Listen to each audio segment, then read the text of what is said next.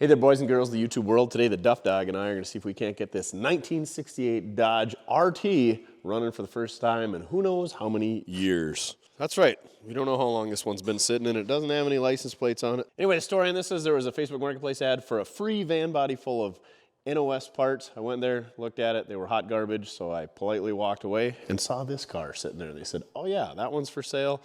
The boss got it. He was going to do something with it. Never did. Passed away. His kids weren't interested. So here it is.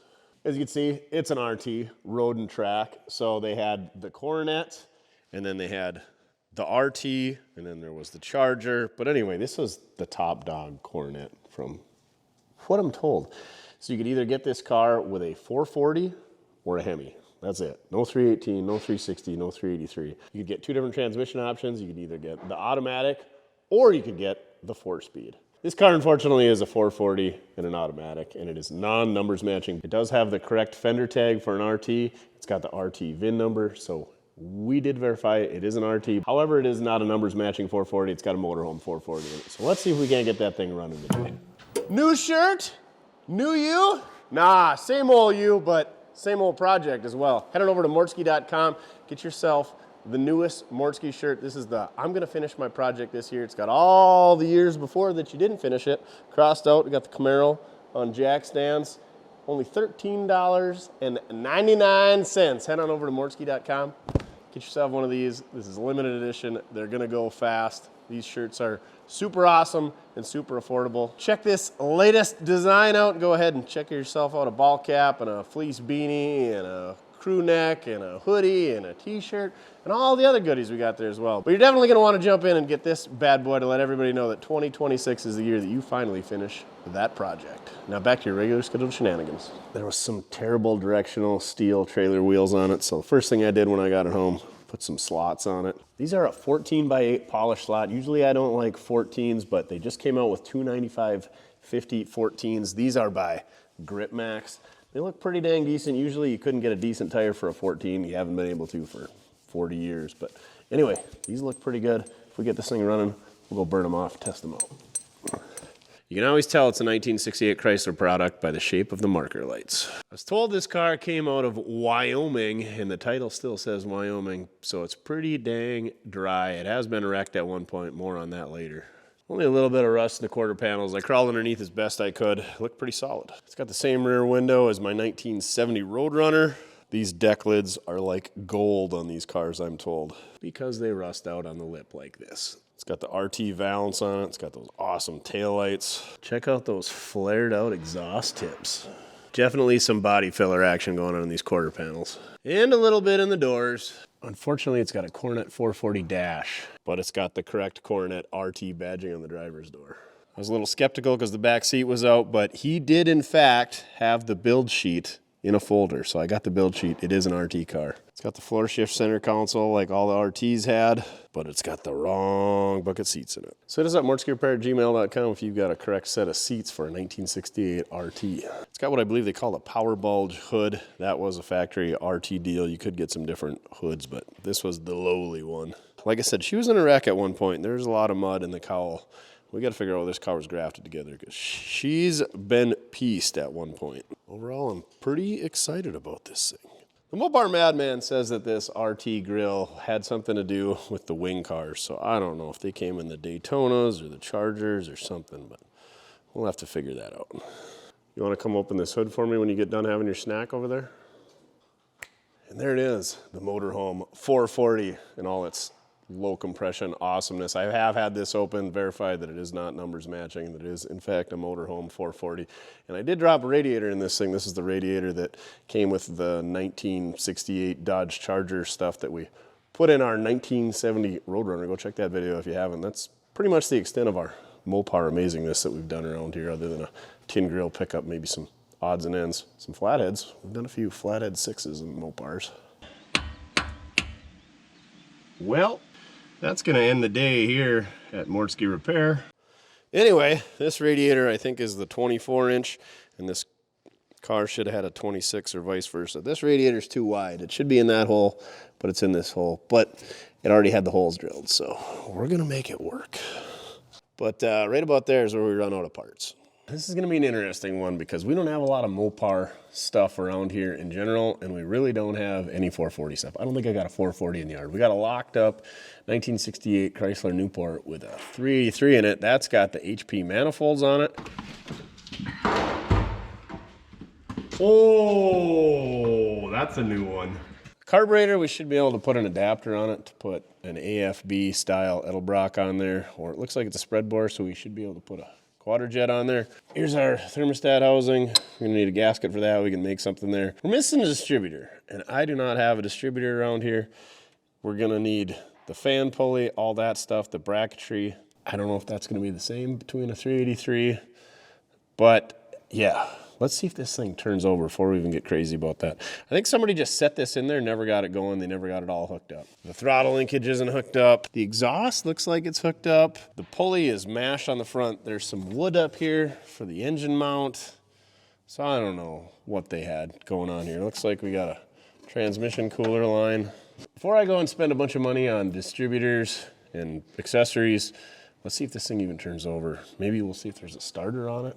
I don't have one of those laying around. All right, what do we got? A giant nut down there. What is that, 1.1 inch? Come on, 1.1 inch. Oh, bigger than that. Big block Mopar things. 1.25 inch. Well, before we even do that, let's check the dipstick. Oh, yeah, the whole tube slides out. Just what you want to see. Hey, it's got some type of liquid on there, and it's way over full. Seems how it doesn't have a cooling system. I'm guessing it's not antifreeze at least, but it could be rainwater. But how would rainwater get in with no carburetor or air cleaner and having the hood on it? Come on. Do I want it to turn over, or should we just LS swap it? Hey. I can even hear compression. Can we get a full rotation? Oh, heck yeah. We should be able to get this thing to run. Cool. Let's get it up in the air and see what we got going on for transmission mounts and engine mounts and the starter situation. We're gonna have to get some battery cables on that starter. I don't even know which side the starter's on. The battery would sit right here by the fender tag. Tech tip of the day. If you're looking at a Mopar and you don't know much about Mopars, get a hold of a Mopar guy or do some research ahead of time. A couple of things you wanna know is the VIN numbers are different between every car. It's the prefix, I guess I'd call it. So if you've got a roadrunner, or a true Charger. Well, Chargers you can't really screw up because there's nothing like a Charger. But a Coronet versus an RT and a roadrunner versus a Satellite, make sure it's got the prefix for the VIN for that car. Make sure it's got the fender tag, and make sure it's got the build sheet. Those are the big things. And then you can go from there to make sure that the VIN matches the VIN on the engine and the transmission. And I think they're on the rear end, but anyway, those are the things you want. VIN matches the VIN tag, matches the build sheet. And the value drops off significantly if you don't have any of those. Obviously, this car not having a numbers matching 440 is gonna hurt the value, but I don't really care because I'm not going for that Barrett Johnson thing. Speaking of battery tray, what is that? Is that a little fiberglass going on? Is that an asbestos sheet? Probably asbestos. It's the mesothelioma. Let's just go ahead and get rid of that.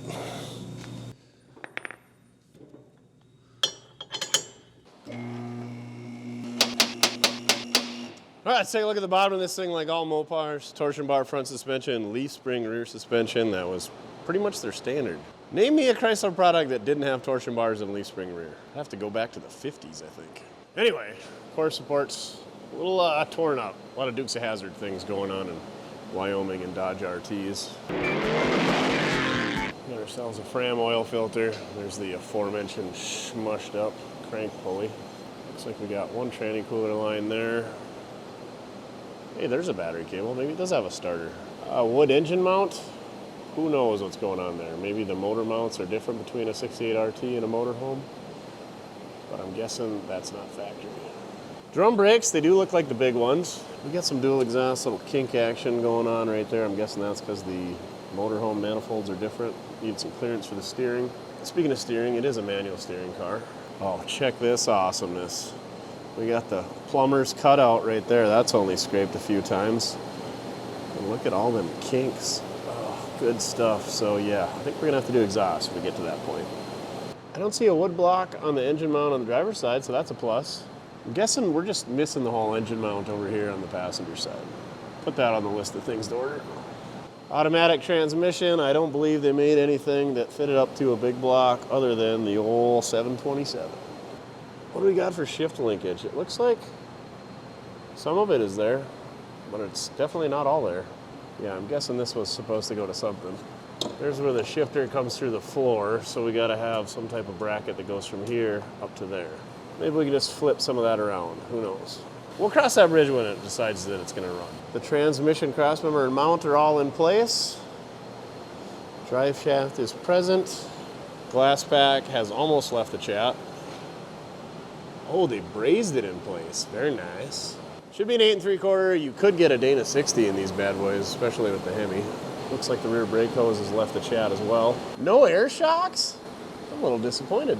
Fuel tank doesn't even look all rotted out. We might be able to clean that up and use it. Rear frame rails, trunk pan, everything looks solid. I haven't had the trunk open yet. There is a little bit of rust on the outside of the tank, but that's pretty common on these B bodies. Oh yeah, we got a few pinholes. Gonna need a trunk floor. But the good news is the frame structure is tremendously solid. There's the factory color. It was kind of a light green. Speaking of structure, rockers look good. There's some more of that light green paint. Front leaf spring mounts, everything's solid there. The floors look really good, actually. Driver's side looks great. They're not all smashed up.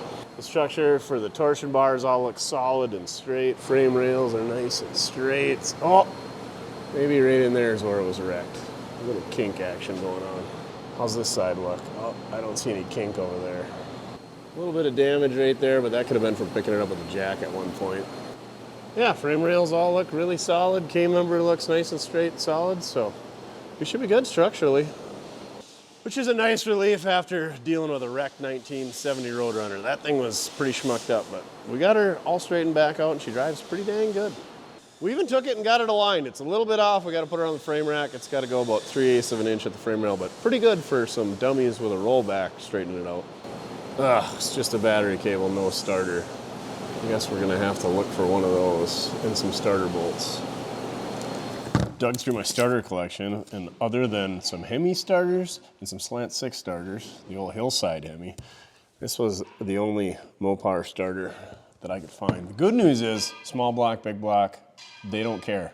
They're all the same with their sweet gear reduction here. If you want a fantastic upgrade, get like a 93 D150 Magnum starter. So get yourself a 93 Dodge pickup with a 360 starter. That's like a mini high torque starter. They're $80 on Rock Auto, so got one of those coming for future Mopar revivals in case this one doesn't work. It's got a reman tag right there, so we're gonna test it first. It's only mounted with 2 bolts. It's still a pain. I snuck it up there to see that it fit, and it does. No idea where we got this one from. And there should be a stud and a bolt that holds it in place. One of them's 3/8 coarse thread, maybe, and one of them's 3/8 fine thread. And so we're just gonna use regular bolts to put it up there. So, yeah, wish us luck. Also, can't wait to hear the squealing dolphin sound of the Mopar gear reduction starters. They've always got along well with me, but they got an interesting sound to them. You show them your cool new tool, Duff. We picked up this Century Manufacturing starter and alternator tester for free on the old marketplace. Guy locally, semi-locally, 40 miles away, had this thing, said make offer. And I said I'm interested. He said, how about you just come get it? So shout out to that guy. I think his name is Mike. Anyway, got her all cleaned up, and yeah, starter don't crank over. So then I tried it the old-fashioned way to see if I didn't know how to run it, because it even came with instructions, but that doesn't mean anything. And it don't turn, so I guess maybe we got a bad starter. Awesome. You got another Mopar starter laying around that we can try? Pretty excited about this tool, but on a side note, I'm really excited that we tested this before we got it up in there. You know how to work on these? No. Oh, is that why you got your marker out? Yeah. Oh, looks like it drank a little water, huh? Drank a little water, yeah. That's not good for electrical, is it? No. All right. All else fails, hit it with a hammer. I got the hammer over here in the pool. So while Mojo was messing with that one, I went and dug in the weeds, and summer before last, we drug a whole bunch of cars home, like 7 cars, and there was a Mopar transmission and engine that was there. So Duff was kind enough to drive the skid steer over and load it up and bring it up here. Yeah, that's the starter. Nope, that's the manifold. That's the carburetor. You just like the smell of snow, don't you? Duff doesn't even like Hoover Schneef. He just likes the smell of it. Ah! Oh! Outrageous! No. We're not going to take the bell housing bolts out. Anyway, we're going to take that starter off there. I was going to say we could get the studs and bolts, the hardware, but it looks like this one's got a through bolt with a nut, and I don't think that's factory. I don't think that big hole in the bell housing is factory either, but the tree roll provides. You're a silly dog. I'm gonna go grab some tools, take that off. Let's see if this frozen turd will come back to life. I'm sure it will, so we better clamp it down so it doesn't get away from us. Hook up our ground. We gotta temporarily wire in the starter wire here because somebody burned this one off. All right, on. Starter cranking amps. Here we go. And nothing. 2 bad ones in a row. I mean, it wasn't real promising. This one was buried in a snowbank for the last however many decades.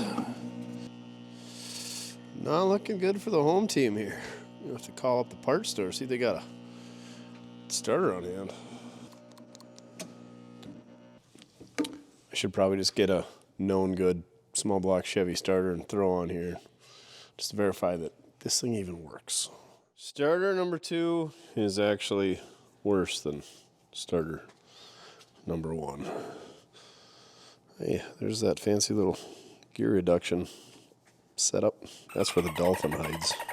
And of course, the parts store doesn't have one on hand, so I'll have to go drive to a different parts store tomorrow. But anyway, I did buy an engine mount, so let's see if we can't get that installed.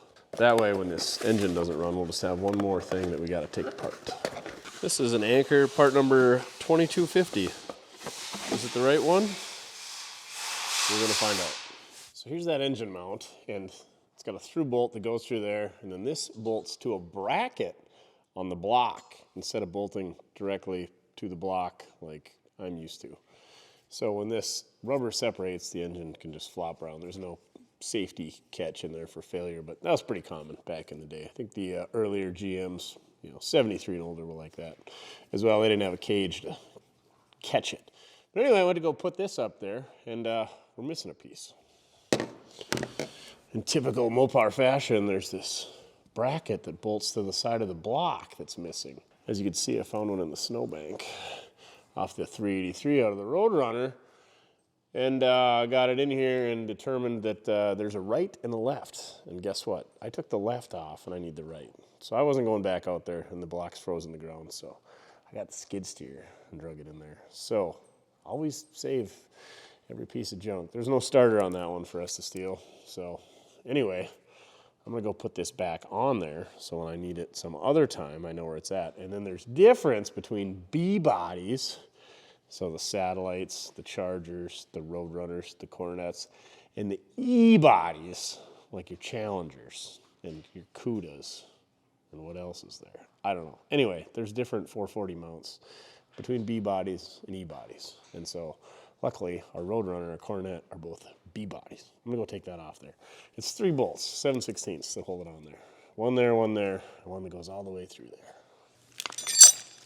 It mounts these 3 little tabbers right here. The old Hemis were like that too, the old 392s and whatnot. How was this bolted on there? Like a so. You wanna go take the other side off for me now? That'd be great. Oh, that dirt is frozen. There we go. There's the guy we need. Got the bracket we need off of that 383. We got to attach the engine mount to it, but I'm going to go ahead and sneak this bracket onto the engine block, make sure that that fits first, and then we'll put this engine mount because You should have designed it so that you can just remove the mount without the bracket. And I'm concerned that if I put them together, I'll be able to sneak the whole package up there. You picking up what I'm putting down? All right, let's go ahead and put a jack stand underneath the right-hand side of the engine, see if we can't get those wood blocks out of there and get her snuck in. Is there any other parts on that 383 that you think we're gonna need? Oh, the front crank pulley? Yeah, we could probably use the crank pulley. I don't think we need anything in the valley tray. What are you doing, licking that thing? You're a meat hook. Where can we put this stand so that it's not in the way, but it's also not gonna damage anything? Can we hit the exhaust manifold? I guess that crank pulley's already damaged. Let's see what happens.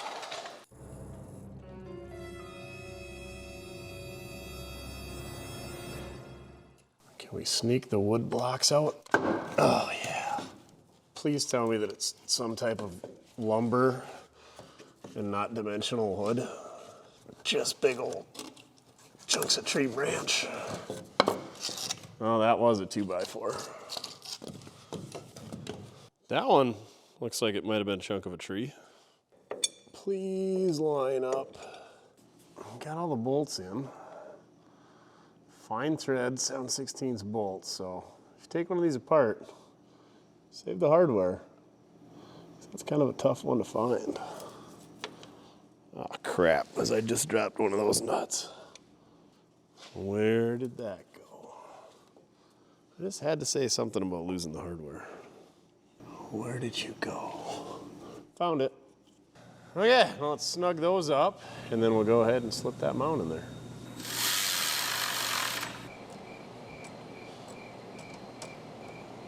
All right, got our engine mount bracket installed. Now it's time for the engine mount rubber. You know, I'm going through this for nothing, because there's no way that I'm gonna be able to tighten that nut on the back side of that engine mount. I guess we'll take all that hardware back out. Do it all over again. Frickin' A. What a stupid design. So the problem is the engine mount goes through those holes right there, and you gotta get at the back side to tighten the nut on the stud for the engine mount, but you can't get at the stud or the nut because it's tight up against the block. So you gotta install it first. I should have just put it together on the bench the first time. Well, at least they made the holes different size so you can't put it together wrong unless you ream that hole out. You don't want that coming loose. Let's try it again. Well, I got it into place, but now it seems like the engine's got to go back in order to get the, oh, that might work. I think the engine's got to go back to get all the bolts in, but we'll give her a whirl. That's why I didn't want to tighten this, because there's a little bit of slop between the mount and the bracket, and if you don't get it on there just right, it ain't gonna work. But I don't see how you could get a wrench in there to loosen that up. And I don't want to put my fingers in there because it's just hanging on by that stand. Ow! Let's give her a little tap, tap, taparoo. Just tap it in. Just tap it in. Give it a little tappy. Tap, tap, taparoo. I swear that engine's got to go back. How can we pull it back? Pry bar, ratchet strap, what's it going to be?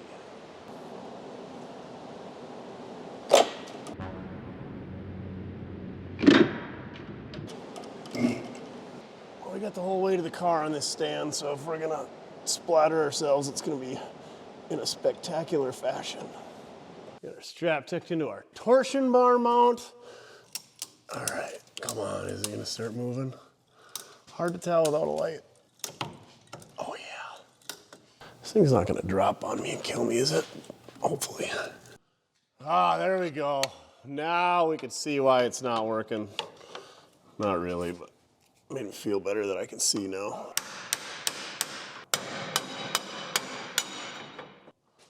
Ooh, let's try to put a bolt on the top one. Imagine the nut starting on the bolt. Come on. Oh, you just gotta hold your tongue right. There we go. All right, all the bolts and nuts are started other than the one that goes through the mount, so great success. Bracket hardware's all in. Now we got to get the bolt through the motor mount. And as you can see, that's, you know, 1.5 inches off. And we don't have the stand on the crank pulley. So that's interesting. Let's get a big bar out and see what happens. You're over this? Yeah, me too. What are we hung up on? Is the bolt even in on this side? That's awesome. It's off the mount on this side. It's literally just kind of hanging out in there. That would have been good to know earlier. Great. So we got to replace that side as well. Good thing I bought both engine mounts. You can see the dipstick slid out of the block. And right below it is the exposed back half of the rubber engine mount. So yeah, we got to replace this side too. That's why it's shifted over. But hey, the bolt's in it. There's your problem. That's supposed to be connected to that, so everything was shifted out of the way. So let's put a second engine mount in. Not gonna lie, that one went way faster. Yeah, so I'm an idiot, and you guys already knew that. Let me show you why.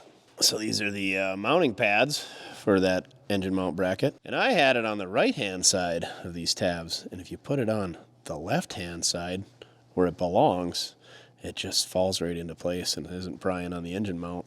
You Mopar guys probably caught that. Anyway, it goes together a lot easier when you do that. Let me tell you. All right, now that our snow is melted, our timing cover is no good. I think that pulley's in better shape than ours. So let's steal that off of there. And then we'll kick this thing back in the snowbank.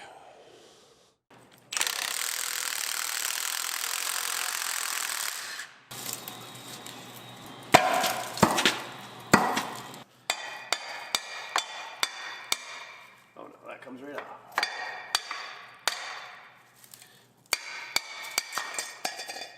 Bada bing, bada boom. Oh yeah, that one's way nicer than ours.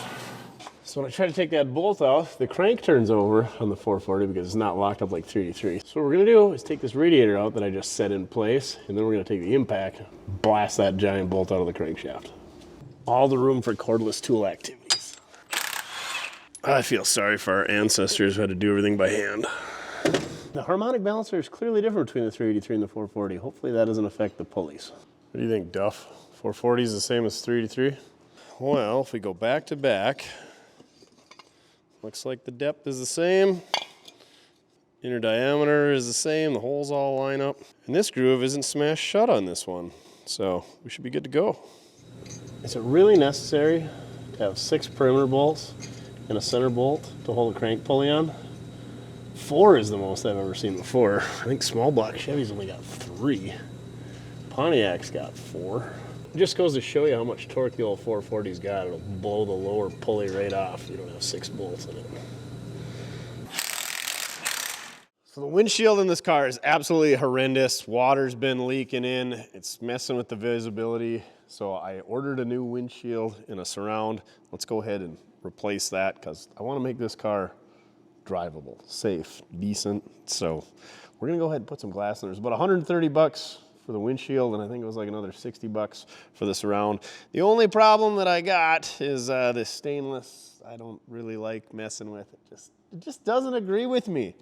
So let's get some wiper arms off of here, and getting it out should be easy. It should be. I shouldn't have said anything. She's a little ripe in here. What's in the glove box?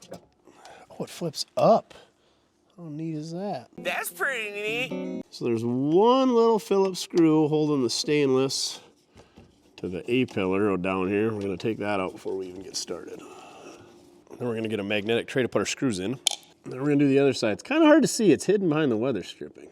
According to the odometer, 98,525. So I'm guessing she's a 98,000 mile car. I don't know, looking at the brake pedal, maybe it's 198. Now let's try to get some wiper arms off here. See if we can't use our Screwed by Mortske Repair magnetic screwdriver. Get yours at mortske.com. Pry this tab out of the way. How are you supposed to remove these on a painted car? Bada bing, bada boom. Now for the fun part, trying to get all the stainless out without bending it all to crap. That little tab slides into the end of the stainless. I just removed the screw from this hole, and this tab slides into the stainless, and that's what holds it in place. You don't want to lose that. It's probably pretty hard to find. So this stainless trim goes over this stainless trim, which goes over this stainless trim. So that is the way we have to take it apart and put it together. This comes out first, this comes out second, this comes out last. This goes in first, this goes in second, this goes in last. Got it? Top to bottom, bottom to top. Ooh, that's a fun one. Remover pull type. Yeah? Never knew how good I was at the pull-out method. These don't actually go into the rubber. They got some little metal clips there. Once you find where the clips are, you just pry on those. But you can't see the clips when it's all full of dirt. Probably down with that one and up with this one. There we go. Just like so. I can't imagine being full of dirt would ever cause these clips to rust out. Oh, sure enough. There's part of one of the clips. There we go. Oh, we're gonna get so good at this by the time we do the roadrunner. Yahtzee. Same thing across the top, right? There we go. Let's see if we can't cut along the window. And then we'll cut down with the window. If we have to anyway. Maybe we'll just get it going along the window. Get a good sharp blade before you even attempt this. Blades are cheap, kids. Just frickin' grab a new one off the shelf. That way when you cut yourself, it's not only clean, but it's sharp and it goes right to the bone. Look at that. Look at that. Would you look at it? Just look at it. Just look at it. That glass is gonna fall right out of there like some well-cooked ribs. I want my baby back, baby back, baby back, baby back, baby back ribs. All right. Why wouldn't that just pop right out of there? Now's when I need Mojo to climb inside, put his feet against the windshield, push it on out of there. But he's at home watching the news. And this thing is ready to come out. Oh yeah. Oh yeah. What is that, a mirror laying on the dash?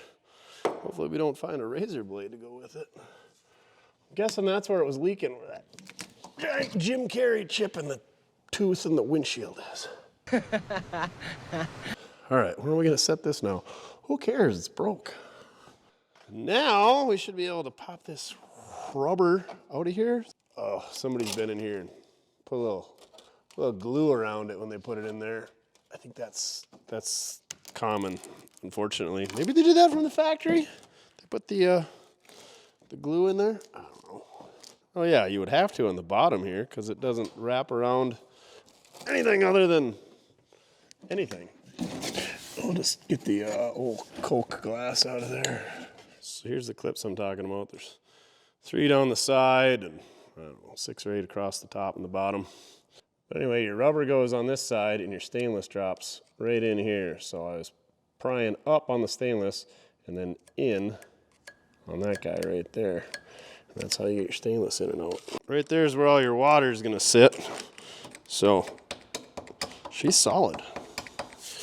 All right, stuck around last night. Got this window seal put into place. That way it'd be formed into shape instead of the bag that it came in. And I grabbed these TKO hand cleaner wipes from Sweet Patina. They work great for cleaning interiors. They got that nice citrusy smell to cover up all the rat poop and other types of fecal matter. Use promo code MR80 at sweetpatina.com. You're not going to get a more opportune time to scrub your dash than this. Just try not to flake too much material off of it. So pretty interesting design. There's a pinch weld around 3 sides of the windshield, left, right, and the top that this seal goes into or onto. Anyway, we're gonna put a little bit of windshield adhesive inside of that. Well, there's not one on the bottom here. This seal just kind of lays there. I don't get it. It doesn't. Anyway, you know what else lays there? Water. So you gotta put a layer of that liquid butyl down there to seal that. And I still don't know how it keeps water. It just makes it pool in a different spot. But anyway, we're gonna do what the internet says to do.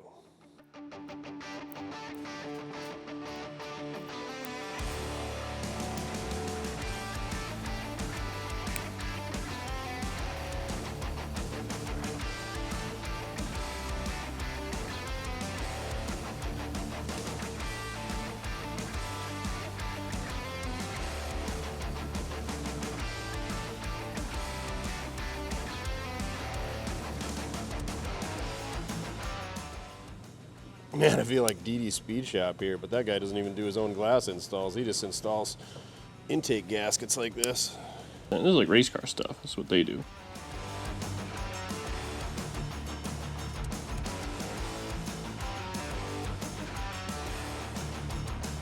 We're gonna leave that set up for a little bit. We're gonna go clean up our new glass, and I'll try to round up some help and some suction cups, and we'll slide the new one right in there, easy peasy lemon squeezy. After we hit it with some spray away. Not a paid promotion, it's just the best damn glass cleaner there is out there. 10 seconds later. All right, gonna hit her good with some spray away, Duff.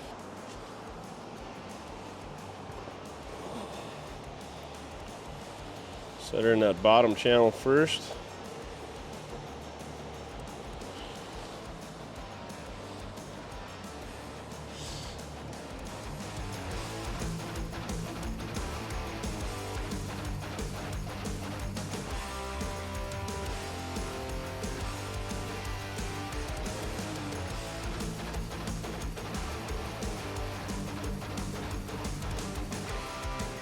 As you can see, it's real tight getting in these corners around here because you're coming in from this way and coming in from this way, and then the window's got a contour to it. That's where you're gonna struggle. Anyway, we just gotta put this locking lip in there now and should be good to go. Got a special tool for it. It's just this cute little screwdriver with a hook with a ball on the end. I don't care how much this tool costs. I'm guessing it's under $20, but if you're ever gonna do one of these windshields, just buy one. Worth it. Just like that. Done. I feel like I screwed it up because it can't be that easy. But it definitely is.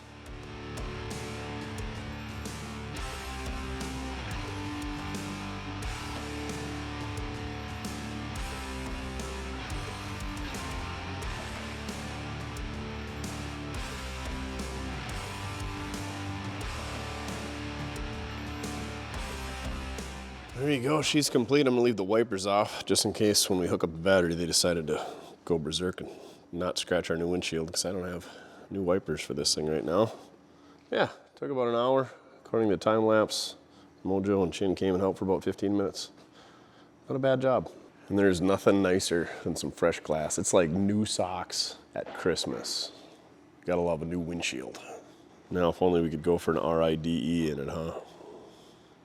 Finally rounded up some starters for this old Mopar. So this is a factory starter from like a 93 Dodge pickup. You can see how it's got this stud here. That's what tells you your starter to crank over. And this one is from 7th Avenue Auto Salvage, and this is off of like a 2001 Dakota. Pretty much the same starter, only you gotta have a fancy connector that goes in here, and I did not get that from the boys at 7th Avenue Auto Salvage. So there's just a tiny flat terminal in there, and I feel like I don't have a good way of keeping that connected. You don't want that to come disconnected or your big block ain't gonna start, but these should be the same from a 318, 360, whatever. So get one off of a 1993 Dodge D100 or a 92, and then that'll come with that. And then you just put a little ring terminal on the end of your starter wire, bada bing, bada boom. So we're gonna put that one on, and we'll have to see if 7th Avenue can send us some connectors, or we can find some connectors, or somehow convert that over. It'd work for a will it run, but this thing's gonna hopefully be on the road longer than that. Right, Duff? And also we gotta figure out our stud terminal situation thing, so should be fun. Anyway, way smaller than a factory starter, and it's got a gear reduction just like the factory one. Even better. Delco part number. Right there if you want it. Rock Auto. I think it was like 80 bucks. Well, the first thing I got to do is figure out what threads these are going into this transmission bell housing. And then we're going to clean them up. And then we're going to stuff some new hardware in there. So that's the first step. Nearest I can tell, it's a 7/16 coarse thread. So let's ram that tap home and see what happens. Unfortunately, that bell housing is aluminum. So if somebody got too wild with it, we might have to put a nut on the backside. Cool, those seem like they threaded in there quite well. The threads are a little chewy at the start, but once you get in their ways, they're good to go. Or so I hope. Let's go dig through the stash, find some 7/16 hardware. The moment of truth. pipes. There ain't even enough room to fit this thing in there. Maybe that's why that tranny line's split and the other one's missing, so they can get the starter on and off. And there's no way you can get it from the top side unless you disconnect the steering and remove the exhaust manifold by the looks of things. There we go. All right. Get our Cyclops out of the way. Drop a whole bunch of rust in my eyeballs. All right. Is the bolt pattern gonna be the same? Or did the internet lie? Oh no. It is hitting. What is it hitting? Oh, it is very tight on the block. Is that hitting or just tight? So the plastic piece where our battery cable is gonna hook up to, not to the plastic, but the plastic covering the copper that our battery cable is gonna hook to, sitting on the block, right there. So you can see the difference here. This thing sticks further back and up, and that's where it's hitting the block, where all that dirt is. So this one would give us a lot more clearance, but I was just looking at it, and I think we can take that cover off and maybe remove all of that. Let's find out. It's no good the way that it is. I shouldn't say that. It would be good if we had a 1978 Dodge. Oh yeah, we're golden. We just take that hardware off, ditch this whole debacle, and bada bing, a bada boom. Clearance for days, Clarence. 2-4. We have clearance, Clarence. Roger, Roger. What's our vector, Victor? Can we take this one off too? And get rid of that silly connector? No, it looks like that's permanent. Dang it. Somebody comment down below the part number connector we need for that.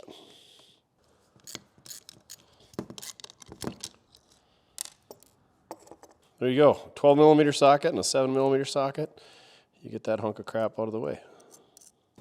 Let's go get this thing bolted on. The good news is it clears. The bad news is the bell housing stripped out, so we had to put a nut on the backside. Anyway, don't worry about that. It'll still bring top dollar at Barrett Johnson. Got our new battery cable routed, so hopefully it doesn't lay on the exhaust. This was the old battery cable. We're gonna have to take the power wire off of there. And we got this relay just kind of hanging out on the firewall. We should probably snug that up. And also the wire that was going to the starter for the solenoid has been laying on the manifold quite a few times and melted through, and it's green and it's terrible. So we ran a new wire for that. So I'm gonna finish hooking that up to this relay, and hopefully we can tighten that up on the firewall. You think so?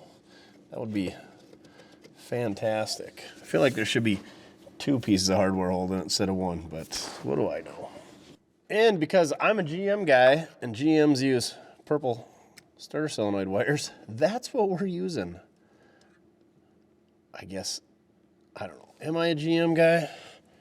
I just am familiar the most with the GMs. I hate them all equally. That's the truth. And there you go. We got a new wire for a solenoid and a new wire for a battery cable. Everybody's always like, oh, why don't you restore the gauges or paint it or blah, blah, blah. But then you go look at those nice painted cars with restored gauges and interiors and restored bodywork, and they got terrible wiring. Fix the wiring first, because it doesn't matter how good your paint job or interior is if your car won't start. Fix your wiring. I don't know what it is about the generation, I don't know, we'll call it like my dad's age. The people from probably most of you that are watching, that 60 to 75 range, and they're like, oh, the car's just got to be perfect and flawless. And they don't know how to pull wires. My dad, bless his heart, is not an electrician. He can read a schematic and he can troubleshoot a schematic, but it's like, I don't know, it's a lost art form to that generation, apparently. Don't get me wrong, there's probably some of you guys that are good out there, but I don't know what it is about that generation that it's got to be shiny and nice and pretty, and the electrical is a downright disaster. So, doesn't matter how pretty your car is, if you can't even get it to start. Okay. Let's get rid of this trash. Put an eyelet on this. And this is the power wire that powers up the entire cabin, I believe. So you want this one to be good, because if you don't have power to this, you're not going to have lights, you're not going to have radio. you're not gonna have your power windows and your power seats, and literally the power for the entire car goes through this wire. So you wanna make sure that this is a good one. And it's not that great, but I don't feel like making a new one. It's got a couple of spots where it got hot, but it didn't get into the copper. So it still seems pretty sealed up. Let's go ahead and trim this off. And we'll go ahead and strip it back a little ways. We'll put a new eyelet on it. And then we'll hook it directly to our battery cable end with our heat shrink connector to keep future corrosion. Is that the word we're looking for? I don't know, the green stuff. Should be good to go. And then we'll just put our bolt in our battery cable, and we should have good power going into the cabin. Put that on the end of our battery cable. Good as new. This is a starter solenoid wire we took off. So anyway, there shouldn't be that gap in between the insulation on the connector and the insulation on the wire. So that was all green. So I cut that off. And then I cut this short little chunk off because that had the insulation melted off and it was all green. So then I trimmed the wire off, and lo and behold, more green. And it'd been burned through right there. So we just replaced that whole wire. Plus, somebody's spliced it and taped it up there. That was a good one to get rid of. Yeah. Without that, your engine's not going to crank over. Just as important as your positive battery cable is your negative, because all the power going into there has to come out through here. So you got to make sure you got a good ground and a good battery cable. So let's put a new ground cable on. Now we're cooking with gas. Where did that term come from, Chin? Now we're cooking with gas. Custom Nader is our battery sponsor this week. You too can be a battery sponsor at mortske.com. Oh man, that's upside down. I don't like that. Spend a little bit of time routing your battery cables so that they're not going to rub on anything and that they're not going to burn off. Things like that, because neither of these are fused. And if these ground out, bad things are going to happen. Don't ask me how I know. We got some sparkage going on there. What's that all about? Now let's pull some spark plugs out, only because I want to see how they look, and then we can put some oil in there, you know, to make this thing basically rebuilt. And then we can put new spark plugs in it, and we can also test out our starter and find top dead center and drop a distributor and all that other things. So let's pull some spark plugs out. Are they just finger tight? They look good. We got Autolite 85s. Must be from all the torque the old 3/8 Milwaukee puts out. They're not all rusty. They are a little sooted up. I can live with that. Ooh, that one's got some excessive carbon. I don't like motorhome engines. Everyone's like, oh, they're low mile. Well, yeah, they never had any maintenance. They were worked like a dog usually. And they got loaded up and just, they're low compression, low horsepower. They're big displacement, that's about it. And they're low mileage, but they're hard low miles. These engines gotta be offset. There's way more room on that side, and that side's got the steering. There's the center of the car. Oh yeah, they're offset a couple inches. Your worthless information of the day. I'm sure all you Mopar guys knew that. Oof, these are super carboned up. Super carbon. If I was a superhero, that's what I would go by. Super carbon. And what would be my traits? I would definitely not be invisible, nor be lightning fast. Destroy the environment, apparently. Gross. Why are they so carboned up on this side? They must not have, oh, I'm missing the transmission dipstick. Awesome. Definitely don't have one of those laying around. Maybe these were really hard to get at in the motorhome and were never swapped out. Either the same part number, Autolite 85s. I can't imagine the right-hand bank on the engine would have been more prone to carboning up than the left-hand bank? Maybe? Doubtful. Well, that one's not as carboned up as the other three. Anyway, spark plugs are all out now. While I'm over here, let's unhook the fuel line so that just in case there's anything in that tank, you don't pump it up and all of our intake. It's not going to get into our valves or our carburetor because we don't have a carburetor. I mean, we do, but it's not on the engine, nor has it been identified for the project. Let's get rid of this transmission line that's just hanging out here. Quite a bit of carbon in that one. Oh yeah. She's an oil burner, for sure.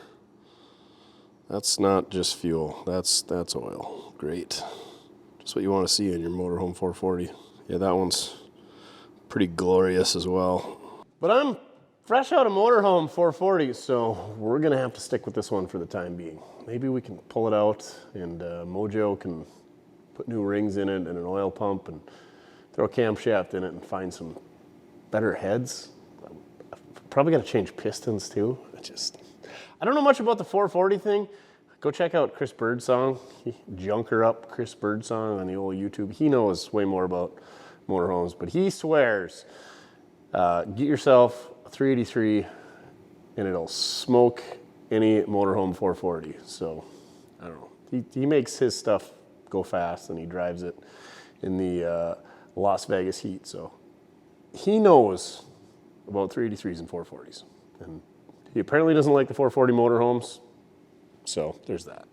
And don't get me wrong, there's probably a bunch of people running 440 motorhome engines out there making gobs of power. And if you throw enough money at any engine, you're gonna make gobs of power. But I think they got terrible cylinder heads and terrible pistons and terrible camshafts.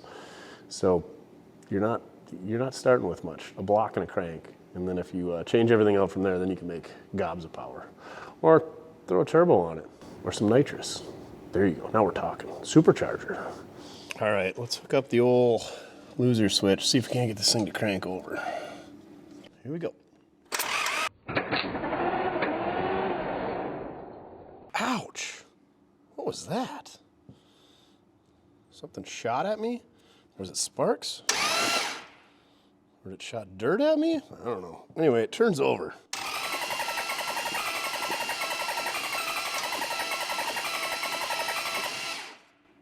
Sounds dry. It doesn't have that amazing Mopar starter sound, but maybe that's what they sound like when they don't have spark plugs in it. But we do have some compression because it's pushing some air around in here. Good news is the starter works and our engine turns over with a starter. Let's do a little compression test. And the firing order on a big block Mopar is the same as a small block Chevy, 184365572, and the cylinders are numbered the same. That should be easy enough to remember. It might be kind of interesting trying to thread this compression tester back in there though. Not a lot of room with the big block in the B body. Let's do a quick compression test. We don't have to hold the carburetor open because there is no carburetor, but we do have to get this rag out of there. And that's gonna get properly disposed of. All right, here we go.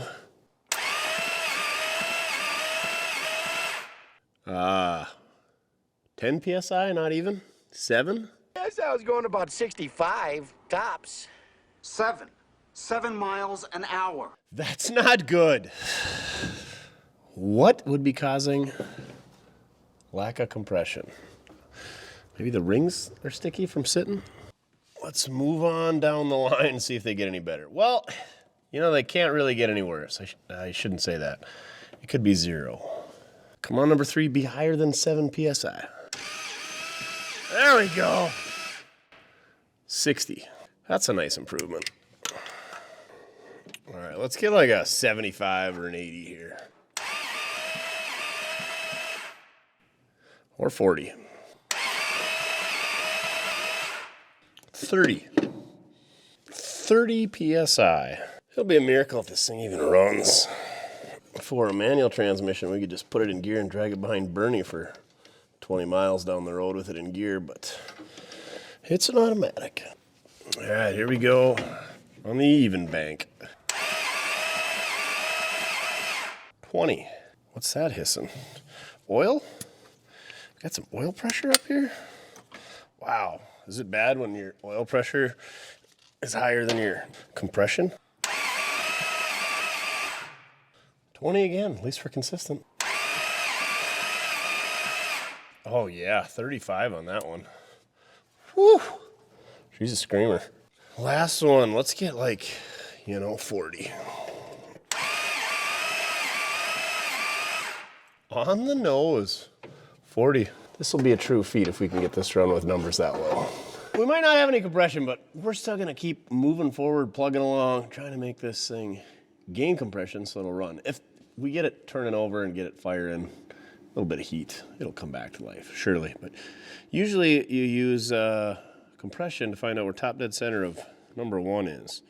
But I don't know if 7 PSI is gonna do it. Let's see. 7 PSI enough to push my finger off the hole? Right about there. Where's the pointer at? Oh yeah, she's pretty close. Let's turn her backwards. It should turn easy with that amazing compression. All right, let's set her to 0. Oh. So check out this setup from Rock Auto. It's Auto Line, which I've seen a lot of their stuff. Is it Auto Line or Auto Tune or Auto Loon or Auto Fune? It's a Reman from Canada, but no core value. So we don't have to bring a core back. I don't get it, how that works, but I don't ask questions. Anyway, look how neatly vacuum wrapped this thing is. Comes with a cap. There should be a rotor in there, I would hope. There it is. That is a nice piece by Auto Line. Yeah. You always see they got the tags on there. Auto Tune, Auto Loon, Auto Fune. Anyway, oh, you can definitely tell it's Canadian because it's got the Robertson screws, the square-headed screws. Okay, now we need to figure out where number 1 is on this, and then we just gotta drop her in, line up that shaft. We should be golden. Oh man, can you guys see how pitted up that shaft is? Wow, this whole thing is, even the casting's pretty pitted up. Somebody sent in a core that was laying in the bottom of a lake, which is better than we've got for a core. So thanks for whoever sent their sunken ship core in. Good grief. Let's scrape the crud out of the way. These don't seal on the top like a small block Chevy does. They seal around the perimeter here where this O-ring is. And I don't know that we can really pick which way it can go. There's a slot that goes into. So we get 2 directions. We can't really turn the oil pump drive.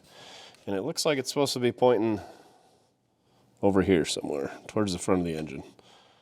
So we either get it to point like this, or to point like this. So let's point it like that. And then it turns counterclockwise. And you can tell it turns counterclockwise by looking at which way the vacuum advance faces. So that's gonna pull on it, and that's gonna advance it. So you know if it's pulling it that way, that the distributor turns that way. It's pulling against it. If it were to come off this side and pull it that way, we would know that it turns this way.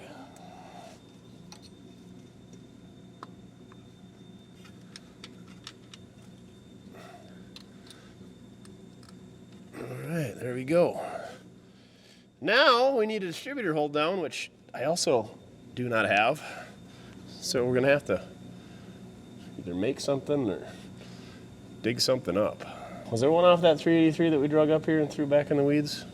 Probably not. Well, I think for now, we'll just hope friction holds it in place. Somebody comment down below with what that is, because I can't read cursive. Oh, look at you, so handsome with your paws crossed, waiting patiently to go for an RIDE and a 68 Coronet RT. I know, too many letters. You're not much of a speller. Hey, I figured out why the battery's arcing every time I hook it up. We got tail lights and one marker light off. There we go. Fixed it. Our battery, no, just kidding. We still got one side on. Set the brakes. You wanna go pull up on the pedal? No? Well, it wasn't down very far if it was. I bet the right one will come on if we turn the turn signal. Or off, I mean. Sure enough, looks like we got a brake switch that's hanging up. But how cool are those lights? Super cool. Where's the goodest boy? Duffer, yes. Well, you want belly rubs? Yeah, of course you do. Before we put some spark plugs in, let's spray some Zeppum in all these cylinders, and maybe that'll just bring our compressions right back up there. So somebody sent me this. It's a bunch of straws stuck together with heat shrink. It's pretty brilliant. And I think it works good. I don't know if we've tried it yet. Oh yeah, works great. Look at that distance. Dang. The old Zeppelins really got her. I probably should have did this when I brought this thing home like 2 months ago. Probably closer to 3. Running out the spark plug hole, so that one must be full. That would make sense because that's number 6. And 1 and 6 should be at top dead center at the same time. I'm so smart. Not really. If I was smart, I would have a different profession. Instead of working on crappy old cars. Just kidding, I love what I do. Doesn't mean I'm smart. This straw is awesome. Shout out to Real Men of Genius that sent me this thing. Real Men of Genius. Real Men of Genius. I mean, Bud Light's great. They got Shane McGillis speaking for him now, who I met at the Super Bowl after party, by the way. Hopefully the Eagles make it again this year so Shane and I can hang out. Let's get a carburetor on this thing. The motorhome would have had a Quadrobog. This 1968 Coronet should have had a Carter style AFB, I would imagine. So we got to use this intake. So we got to get either a Quadrajet or some type of an adapter to put an Edelbrock on there, which is basically an AFB, because that's what I got. I got no thermal quads in the yard. Nothing against them. Just the thermal bogs don't end up in the yard. They're just all still running. That's what it is. So I'm gonna clean this off with the old super scraper. Get yours at mortske.com. The SS1 is my favorite model. We got a couple on hand. And then we're gonna blow them holes out. We're gonna chase the threads. I think it's 5/16 coarse thread. And then we're gonna go look for some adapters to put an Edelbrock on there. I'm sure there's no crap inside that intake, judging by all the dust that come out. Let's chase them threads too, because we'll surely have an exhaust leak if we don't have the carburetor clamping down good and we got a bunch of stripped out hardware. Good as new. So here's what we got going on here. We got a 1406, 1405, but it's converted to a 1406 actually with the electronic choke. So I think these are 600 CFM Edelbrock. I think this one was on my station wagon, and we broke down on the side of the road in Fort Worth, Texas, bought a new one. That didn't fix it. So anyway, got this one. Hopefully it works. And then we got this Mr. Gasket, part number 1932. It is a spread bore, square bore adapter. And then I got this spread bore gasket. We're gonna go ahead and mark that out. You'll see how it's open there and it's blocked off there. At some point this thing's gonna backfire because Mopar. And it's gonna blow that out and it's gonna go inside our engine. So let's go ahead and just trim that out of there to maybe prevent that, alleviate that, not ruin our motorhome 440 that's probably never gonna run again. Get out the old mark saw here. Now we're gonna take our eyebrow trimmer here, follow along those lines. Well, it's already busted out there. Yeah, this would not have been good.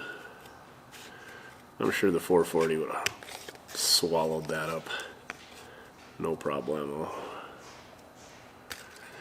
You gotta make sure you use the right gasket so you don't have a giant vacuum leak, because if you got a giant vacuum leak, your motorhome 440 definitely won't run.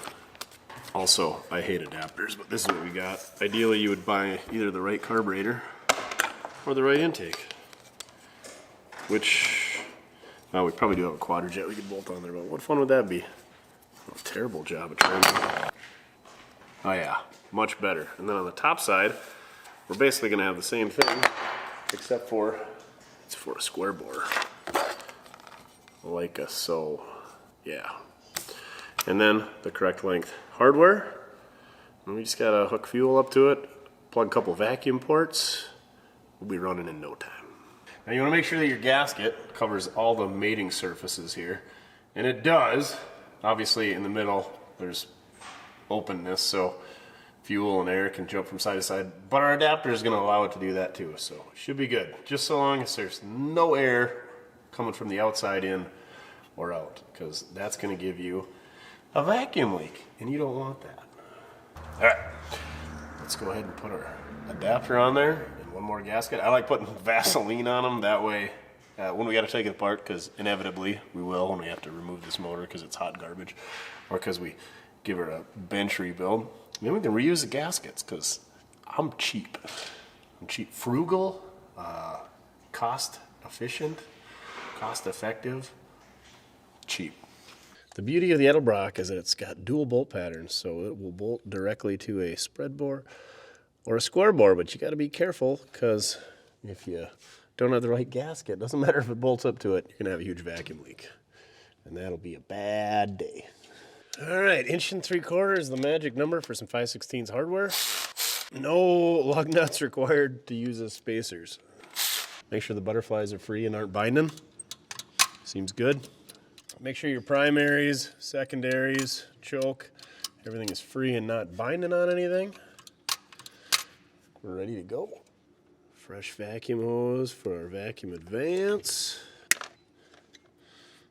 I don't have a distributor hold down for a big block Mopar, but I do have plenty of small block Chevrolet ones, so I just grabbed myself a little bushing spacer there, and we're gonna make that work until the new one that I ordered off Amazon shows up tomorrow. Definitely should have ran the tap through those threads. Come on.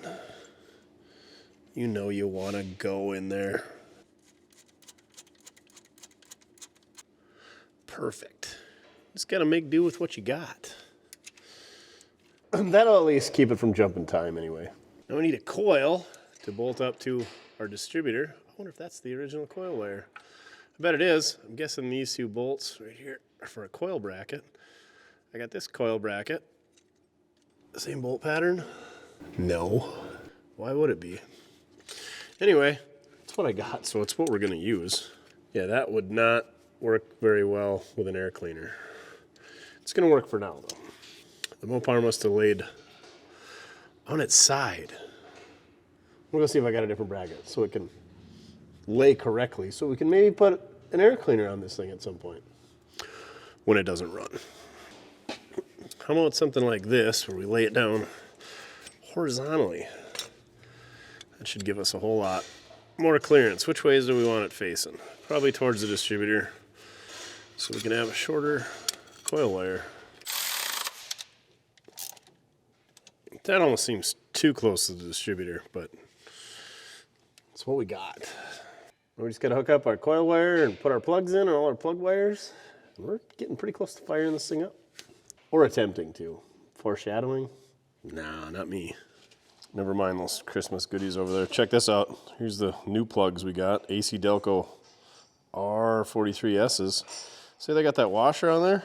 Yeah, these ones were missing the washer, so I'm guessing somebody's had them out. And yes, I did poke around in the head with a screwdriver and a pick, and there's no washer stuck to the head. So there's two kinds of seats that I've run across anyway. You got a crush washer, which is seals, or a tapered seat, so there'd be a little chamfer there. So make sure you got the right style of spark plugs for your seating applications. All right, time to spin some Delcos in. All right, we got our spark plugs gap 35 thousandths and installed. We got our plug wires installed. The neat part about these plug wires is half of them got an angled boot, like so, and half are straight. The straight ones go to the even cylinders, 2, 4, 6, 8, and the 90-degree boots go to the odds, 1, 3, 5, 7. Let's test to see if we got spark first. Well, it's not arcing, so that's not good. Also, the roach clip is roached. That's not good. Dang it! Oh, they even soldered it on there, though. That was nice of them. Maybe we can use the loser switch roach clip. God dang it. That one's hammed out, too. Roach clips are dropping like flies around here. Let's pull the coil wire off, see if we got spark before we even get too crazy here.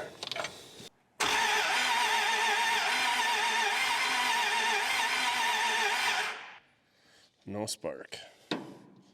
Surely our brand new distributor doesn't need the Mortske flick, does it? It's never a bad coil. That's got power. Not a good way to test it, but also a great way to test it at the same time. Pretty sure the auto line here, or whatever it's called, in the instructions it said to give it the Mortske flick. Well, maybe you got to adjust these silly points. I guess I never thought of that. Surely AutoTune adjusted the points before they sent us our new distributor.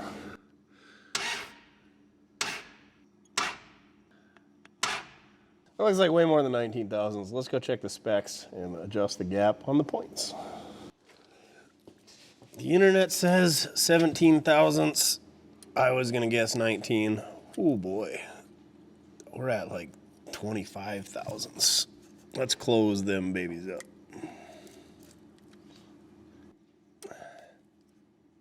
Now let's see if we got some spark coming out of that coil. Whoa, what the French? Back to the drawing boards.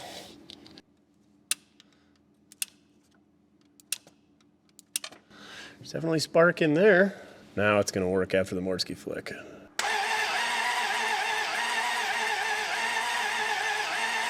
Works every time. Not just 60%, every time. Let's see if this thing wants to roar to life for the first time in many moons.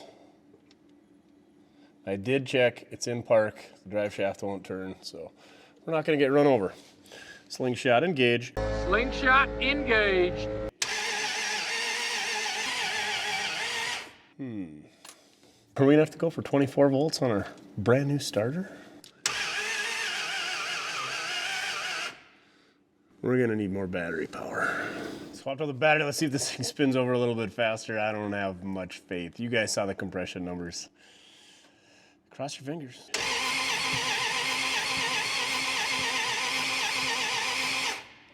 I'm not hearing any fire.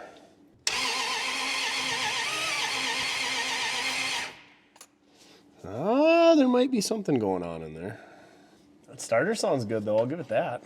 I don't speak fluent Mopar, but there's 4 marks on the harmonic balancer, so that's kind of screwing me up. I think we're gonna have to take the number 1 spark plug out and figure out where top dead center is on the compression stroke and go from there. So we got a mark there, a mark there, a mark there, and a mark there.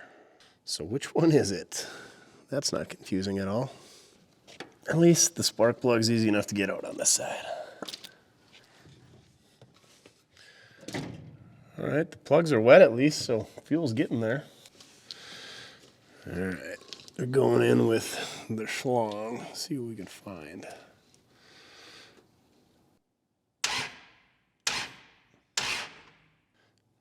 Now the intake's opening. Now the intake is closed, so if we point it back at our piston, went all the way to the bottom, now it's gonna come up and compress it. All right, we should be pretty dang close. Right about there. Sure enough, lined up with the 0. We're gonna mark that one so that we don't lose track of which one is actual top dead center with the bright orange mighty marker. Hey, at least the mark on the harmonic balancer lines up with top dead center. I've run into more that don't line up with top dead center than I have that do. It's pretty unfortunate, actually. I'm gonna take the black marker here and mark on our water pump where the rotor is pointing when it's at top dead center, so we know. That mark on the block will never change. Shouldn't, right? Yeah, it shouldn't. I'm gonna bump it over just to make sure we got the firing order correct. Not the firing order, but the rotation. It should turn counterclockwise, so it's gonna go that way. Alrighty. Now we put our cap on and we see if our number 1 lines up with the mark we put on our water pump. And it does. Just a little bit of fine-tune adjusting. We'll put it maybe even a little bit before. Should have been really close before, so that didn't help us out much. All right, let's try this again. Positive. It's gonna go. It's got fuel. It's got spark. I mean, what was the other thing you need? Yeah, it's got that, I'm sure.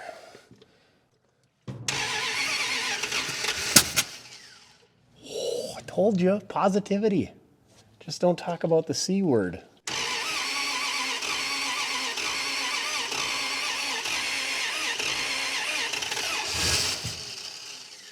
Yeah, baby. I think it's gonna go. It sounds pretty decent, actually, considering the amount of C's that we got from our PSI test earlier. So I think if we hook up a boat tank so that we're getting constant fuel to the carburetor, we'll have a better chance as opposed to the slosh method.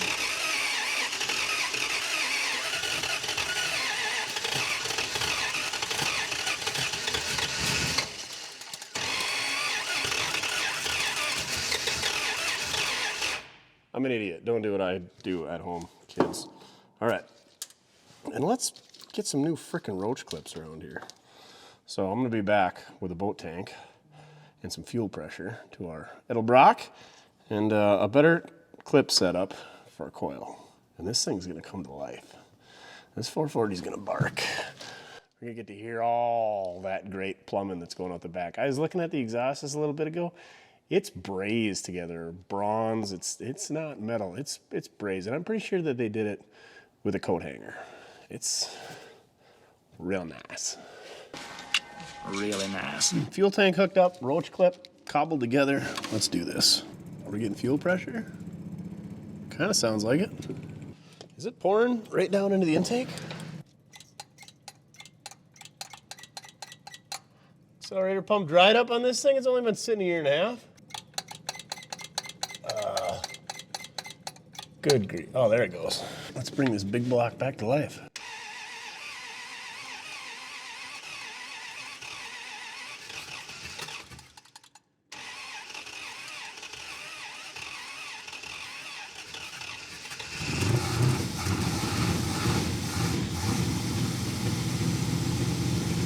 Pretty good for no compression.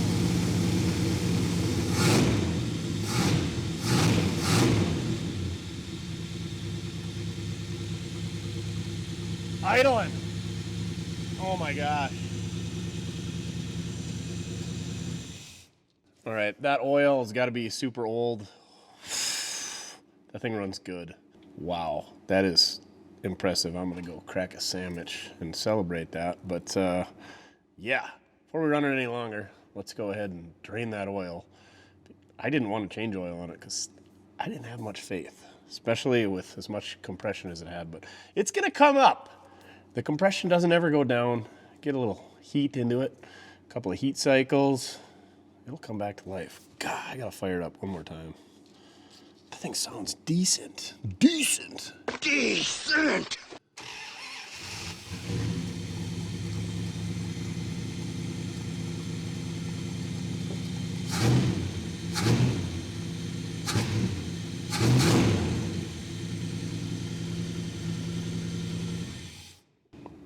I don't know much about Mopars, but I can make them run.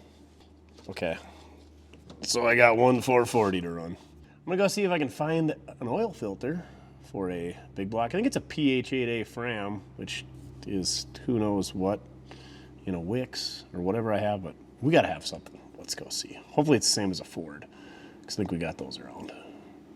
How freaking awesome is that, Duff? Didn't even smoke that bad. A little hazy in here. You're ready to go for an RIDE, aren't you? Well, what size is this gonna be? 7/8? Yep. Should have probably cracked it ahead of time to see how much water was at the bottom. Now we got it all mixed up, so hopefully it's not milky. I feel like there's somebody named Milky. Is there an athlete nicknamed Milky? What's the best nickname you ever heard? What are some good ones? I know of a Buzz and a Doobie. Yeah, I think it's because of the haircut. I don't know where the Doobie name came from. Chin? Come on, what a great nickname. I'm pretty sure, I heard stories about a guy with his handle on CB was Loser. He also had a Chevette. So pretty cool guy. So comment down below, favorite nickname of anybody that you know of, and the reasoning behind it. I like the nicknames for like people at work. Cordless, because they only work for about 15 minutes. Motion sensor, they only work when the boss is around. All right, that oil doesn't look too bad. Hopefully the Fram filter caught all the bad stuff that was in here. Surely it did. Oh, that exhaust is so good. Not really, but it's there. Let's get this glorious Fram out of here and replace it with a nice blue Delco.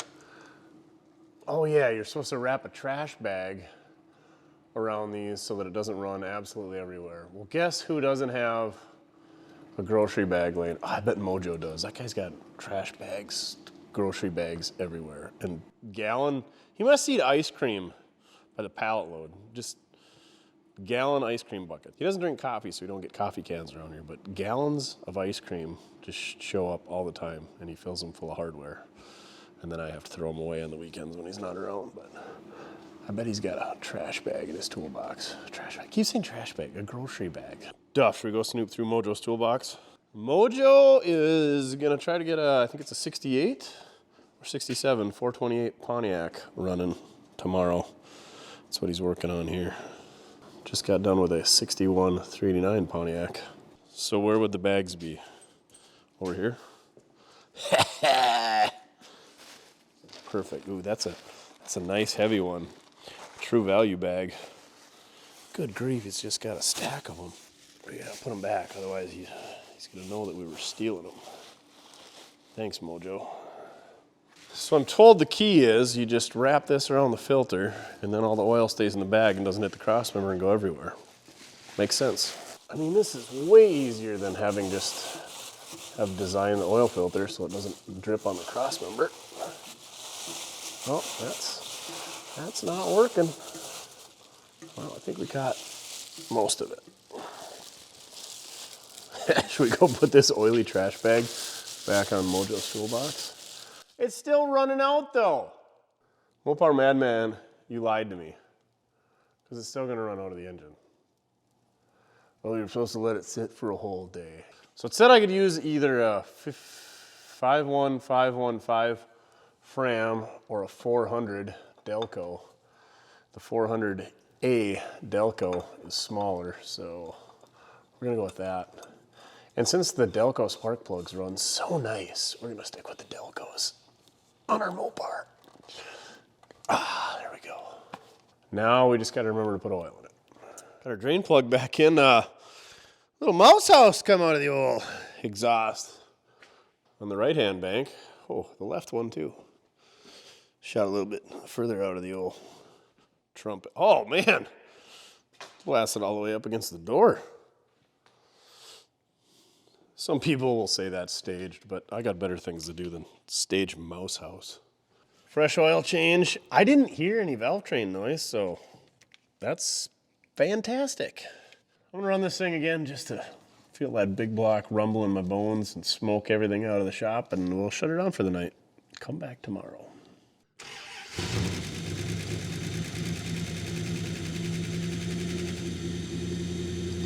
A little bit of valve train noise that time, actually.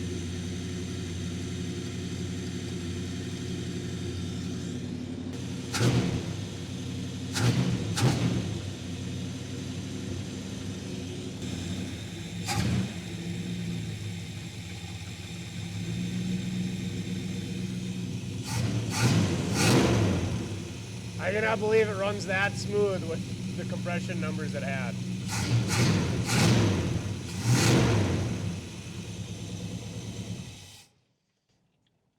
Cool. I'm excited. We gotta make some tranny lines, hook those up. I don't know how well the pump likes running without oil. So this is 727. The pump doesn't run in a 727 in park. That's why you're supposed to check the fluid in neutral. So I don't know. How does the pump not run when the engine's running? But anyway, we got to get some transmission cooler lines on this thing so that we can get some fluid in it. We got to put a thermostat in it and a thermostat housing and some radiator hoses. Get some fluids in this thing so that we can run it a little bit longer yeah, that's what we're gonna do tomorrow after I have a celebratory sandwich. Look at that guy over there just contently waiting for a ride. Wanna go for a ride? Look at them ears. Loves our IDs. How about a treat? So this tranny cooler line was laying on top of the engine. It's got a compression splice in it. Don't really like that, but it's there and it works. And it's got these sealy fittings on the end. We could take these off and bend up a new one, but let's get it on there. Let's find the right adapters for the radiator and get these on there. And we'll go from there. If they leak, then we'll bend up some new ones. Heck, we might even blow them out with some brake cleaner and some compressed air before we throw it on there. God, what'd they do? Let this thing lay in the bottom of a lake? Guess we better free that end up first. There we go. Scrounge up some brass fittings for the radiator side of things. These go from 1/8 inch NPT. We're gonna put some Blue Monster on them. Just on the NPT side. You don't put it on this side because it seats against that face there. These are like a AN or a flare fitting. So those let's go into the radiator. It's the same fitting as in the transmission, but this one's a little grungy because it hasn't had a line on it in years, so we're gonna clean that up first. The other one's already hooked up, so we should be good there. But that one has not seen a line hooked up to it in quite some time. We're gonna get that girl cleaned up. Get her all ready for the prom. Here's our other line, and that seems way too short. Is this one gonna be way too short as well? Let's get her fished up there and find out what's the best way to do that. Maybe that's why they stopped with this install, is the transmission lines weren't long enough. So they just gave up. All right, that one started. Oh yeah, that one should reach the radiator.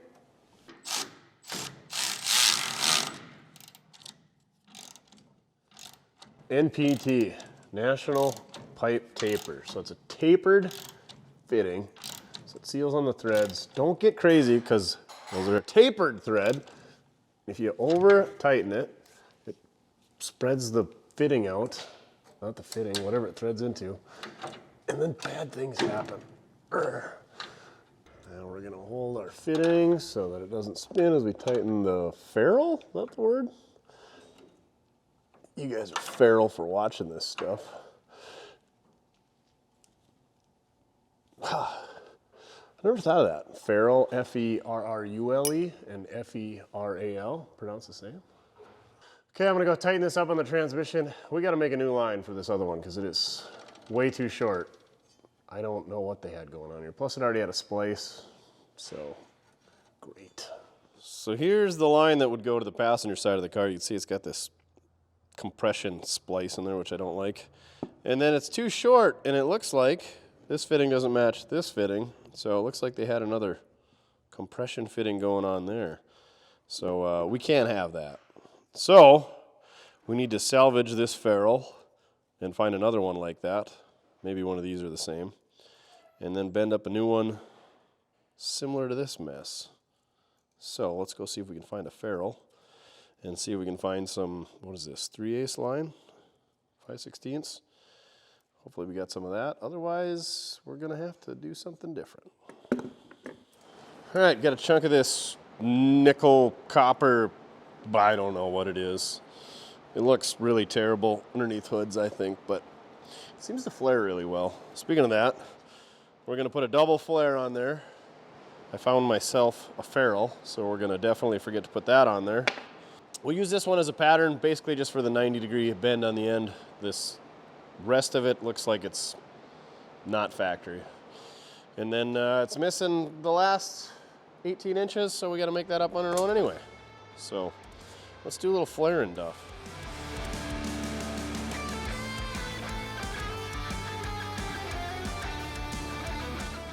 Now we gotta put a 90-degree bend in that without kinking it. How are we gonna do that? Well, that only does 3/16 and 1/4 inch. This thing does 5/16, but I don't know if it's gonna bend it quite tight enough. We'll see. It's gonna be close. Clamp way out there. Let's see what we can screw up.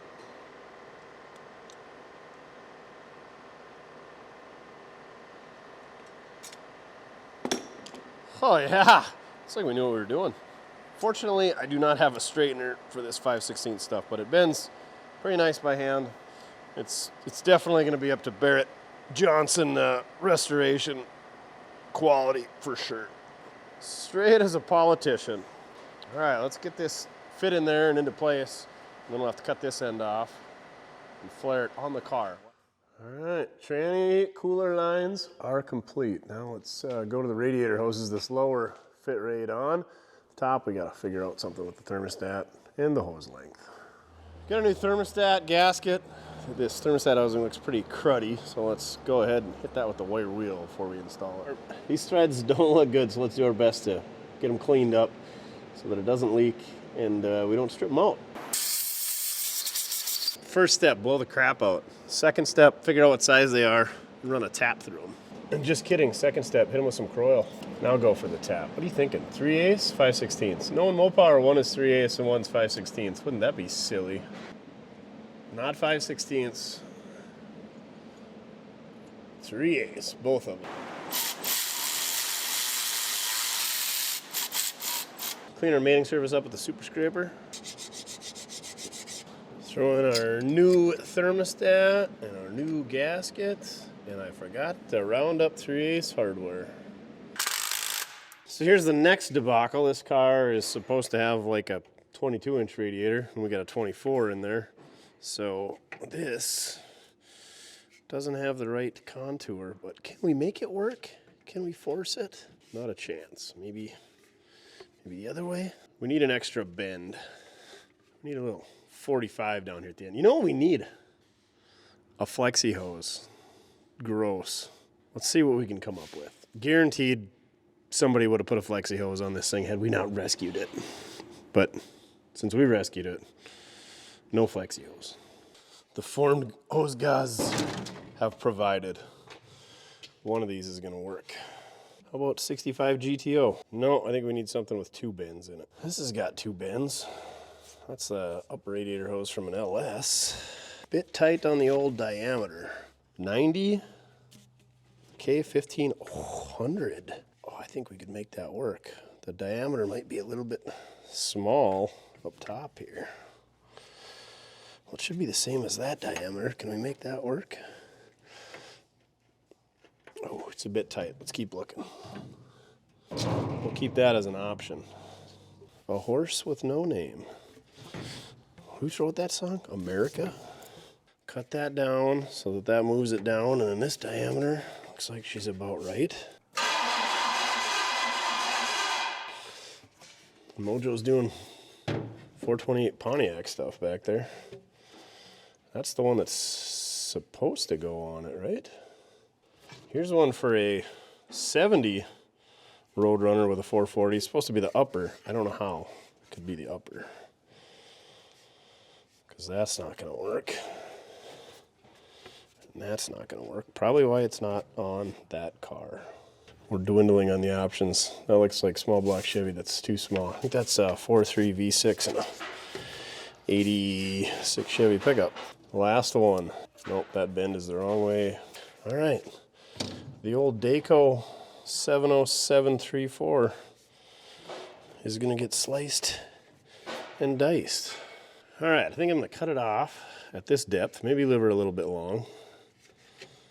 And then we'll go ahead and cut it down for height, because I think that would hit the hood if we left it up there. So we got that there. If we bring this down, let's try it there. Oh, we're going to get top dollar at Barrett Johnson for this bad boy.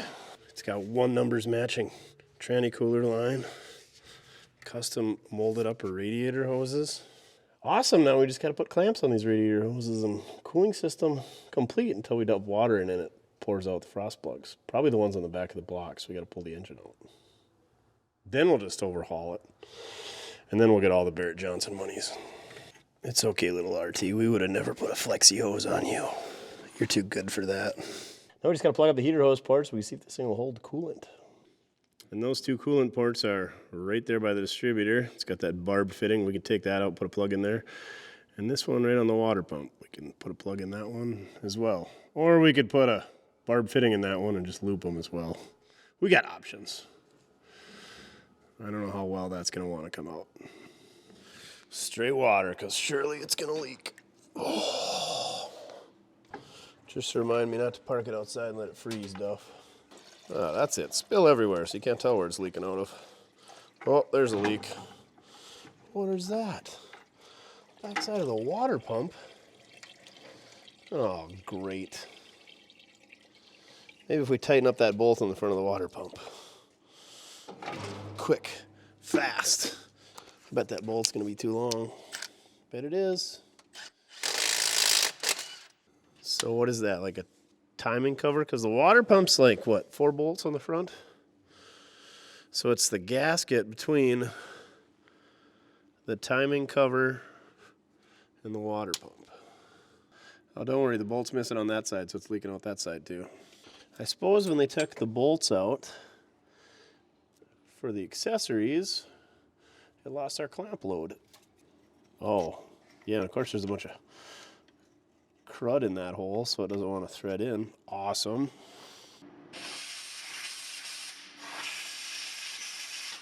You know what's in those holes? Snapped off bolts, guaranteed. God dang it.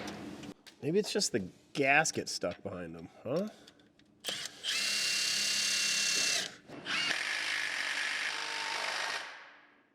So why doesn't that bolt go in there? Oh, good news, there's a third one up top. Ooh, that one's got some bite. Slow it down to a drip anyway. Let's take this bolt out. It's a 3-inch bolt. See if we can put like a 2 3/4 in it. See if it's bottomed out. Ooh, don't snap. Please don't snap. It doesn't feel good. Why would a brand new bolt snap off? Murphy's Law, that's why. That one's just right. Oh, that's a good clamp load right there. Now we got to figure out how to get a bolt thread into this hole. And that's why I use water instead of antifreeze, because we saved several pennies worth of coolant from draining onto the floor. R.I.P. Penny.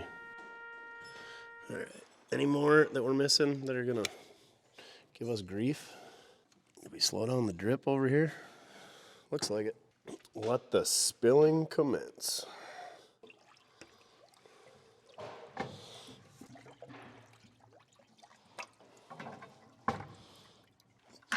Is that it for leaks? That's pretty awesome.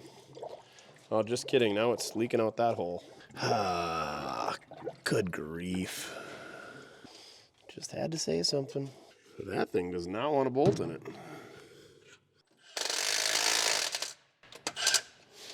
Well, those are definitely threads pulling out. Awesome.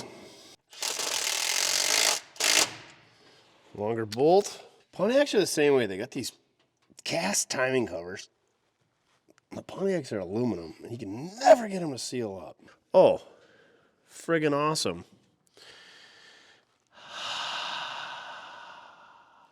Let me show you the mother trucking catastrophe that had just arrived with the old 440. Super excited about it. So these bolts here around this timing cover, or whatever, timing chain cover, is what I've been dealing with. And this one I was just tightening it up, trying to get that leak to stop. And guess what? Where it threads in on the block decided to crack out. Yeah. So I don't know if there's a bunch of dirt in there that pushed it out, or if it was cracked before and that's why these guys gave up. Maybe they were taking this engine out. So now we get to figure out how to fix that, because it's just going to continue leaking. And that is part of the engine block. So there's no replacing it without putting a whole different engine block in. Super. Super, super, super. You and your silly timing chain cover setups, Mopar. We are back. Took a little break for the holiday, and because the block cracked on this thing, I just had to walk away and take a break. Sometimes that is what you gotta do. So I was tightening that bolt there because there was no bolt in it. I don't know if there was dirt in there, but she cracked right there. Top and bottom. And remember how I was talking about pipe threads earlier? Yeah, I've seen that happen on pipe threads. I've done it. but it shouldn't do it with a straight thread. So I don't know if there was dirt in there or if the block was already cracked, and maybe that's why people gave up, and that explains all the high temp silicone that DD Speed Shop put in there, or what. Anyway, I'm severely ticked off about that. The proper way, the best way, the good way to fix that would be to replace the engine block, because that is the engine block. I picked Mojo's brain and Chin's brain before they left, and I talked to my welding buddies and I talked to my Mopar buddies, and really we only got a handful of options. Replace the block, which is the right thing to do. Thank goodness it isn't a numbers matching 440 for a 68 RT, because that would have been coin. It's just some truck 440. It sucks because we just got it running. It was running pretty dang good. I have one other 440, well, one in the 70 Roadrunner that we're not going to take out, and one in a 71 Chrysler 300 that I don't know enough about to make worth taking it out. And if I were to swap that one, I would want to go through rings, bearings, detail it up, new hoses, all that stuff. We don't know if this transmission's any good. So the other option other than replacing the engine is we could try to weld it, but you can't even see the bottom side, so welding it up is going to be tough. I don't know what happens when you take the timing cover off, how that mating surface all mates up. So I would like to grind it out, and then you got to heat it, and then you got to use nickel rod or different rods, or I don't know. It's not ideal. Cast iron is not conducive to welding. I've never had any luck doing it. And then it's just such a small piece. I don't know. So then the other thing, Mojo said put right stuff in there, silicone. That's a DD Speed Shop hack fix. I guess we could try it and see if it works, but I don't know how we would get it out of there, because then you got to be wise on your decision making, you know, like I'm not. So that's why I just stepped away from it for a couple days. So if you put a bunch of crap in there like silicone and that doesn't work, which it's probably not, then you got to try to fix it the right way, and you got to try to get that silicone out of there. So if you got to weld it up, then you got to clean all that stuff out of there to try to get it to weld better. So I don't know. So then we talked about JB welding it, but I think JB, you know, it's a bolt going through there, and it's just this little piece on the side that's cracked off. And I don't think that JB weld is going to hold it in, which really that bolt should be pulling it out. That bolt should not be pushing it out like a pipe thread would. So I don't know why it cracked. I don't know if JB weld's going to fix it. Ideally, the best way to fix it, either weld it or JB weld it, would be to take the engine out, get it on a stand, pull that timing cover off, get it all cleaned up, and then assess the situation, see what we got to do. Because not only do we need to fix that crack, we got to make it smooth on the front because that timing cover seals up. So what we're going to do is we're just going to forget about it for now, and we're going to move on.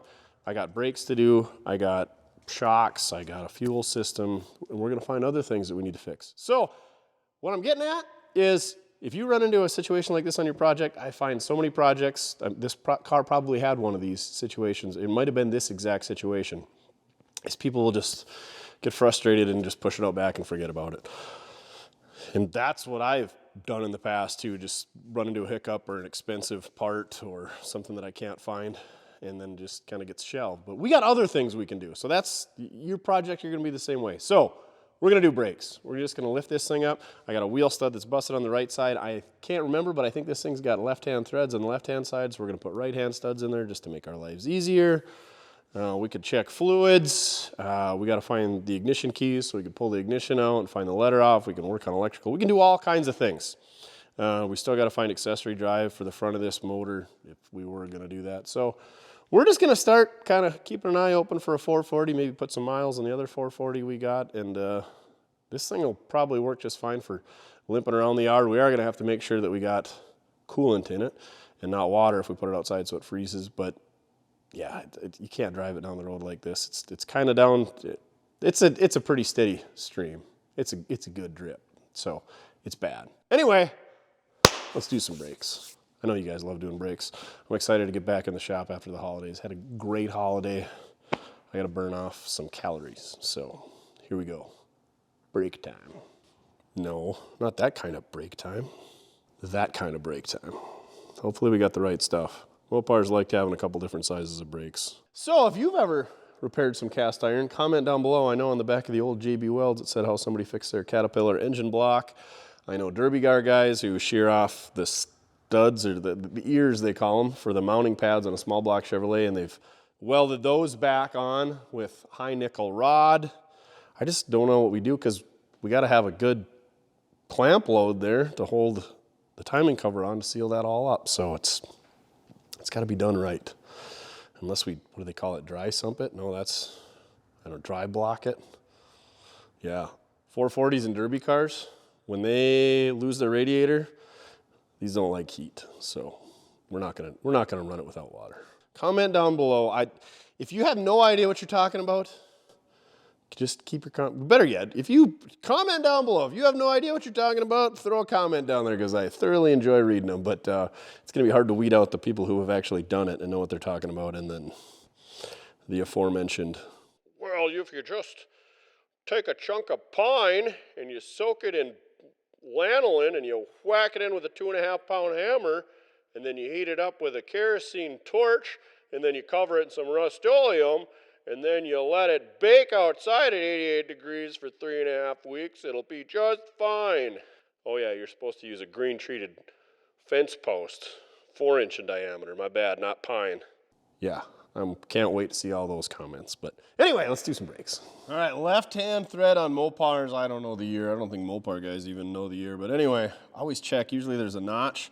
But these lug nuts, so we got from the lug nut guys, say 1/2 inch -20 LH. So that's left hand. We're going to get rid of the left-hand thread just because it's easier to find wheel studs and lug nuts and all that good stuff for, but good thing to check for on Mopars. Righty-loosey. Also use promo code Mortske at lugnutguys.com for free shipping on all orders under $35. And every day, every order over $35, shipping is free. Dang, I do love me some slots. I also love these pliers. I don't know where I got them. VMF? VIM? VIM V216. I'll try to put a link in the video description.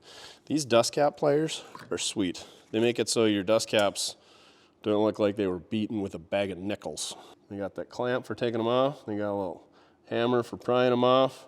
I don't know, they got that little pry bar number too. Is that to get hubcaps off? Who knows? They're awesome. I use them on every single dust cap. Don't use a hammer and a chisel or a block and pliers or whatever else that people are using these days. Another one of them very affordable tools that I don't know why it took me so long to get and I couldn't live without. Oh yeah, another tech tip.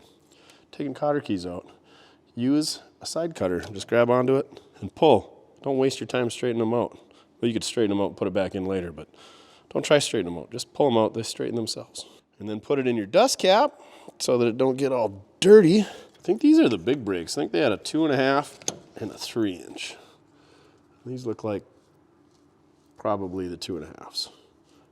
We're gonna find out real quick. All right, is it gonna slide off? Oh yeah, let's grab our bearing and our washer before they hit the floor.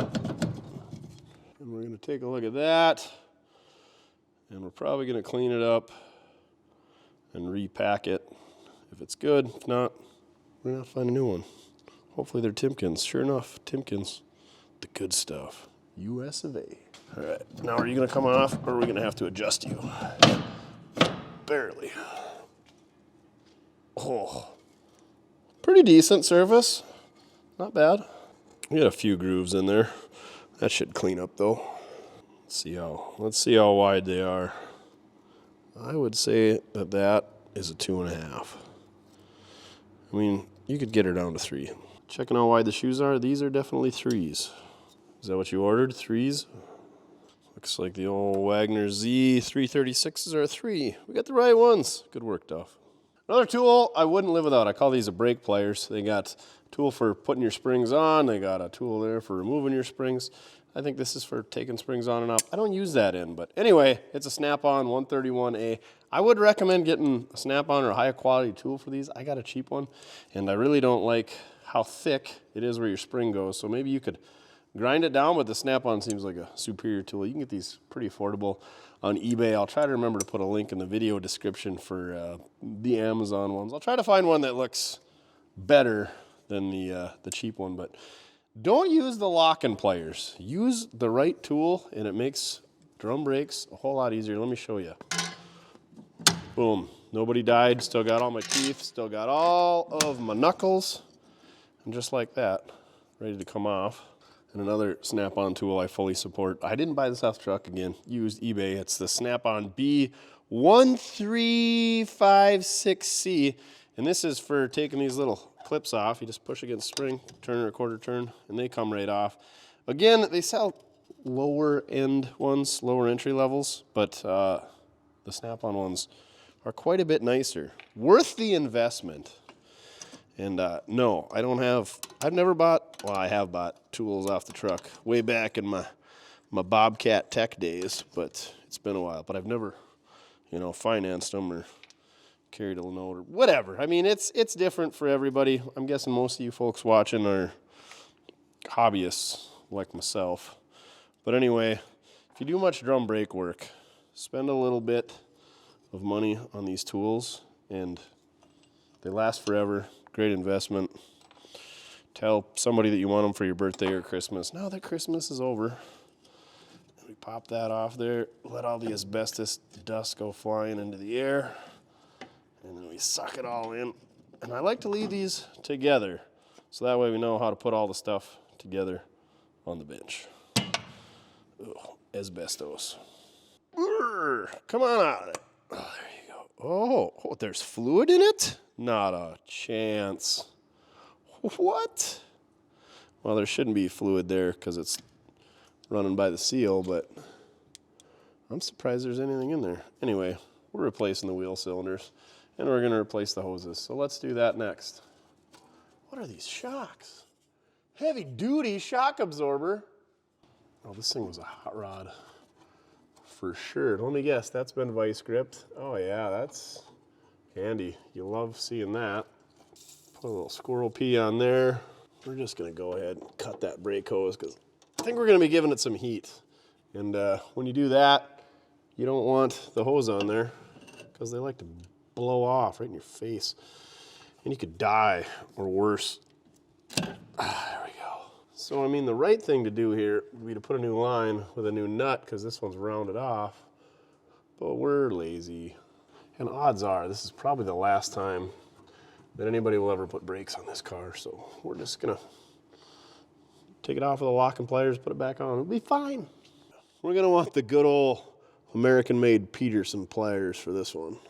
We'll get that clamped on there good. And if we take this clip off, so we drop it out the bottom, we can just impact that off and not have to use the locking pliers to do anything other than to hold it. Work smarter, not harder, kids. Pop that clip off of there. Tap that through the bottom side. Put our locking pliers back on. Get ourselves a 5/8 deep on the impact. Bada bing, bada boom. Now, we just gotta get that to spin on the line. Perfect. Easy peasy lemon squeezy. Now, what's holding our wheel cylinder? Oh great, hardware you can't get at because the spindle's in the way. Let's start with a half because why would they be a 9/16? That's just huge.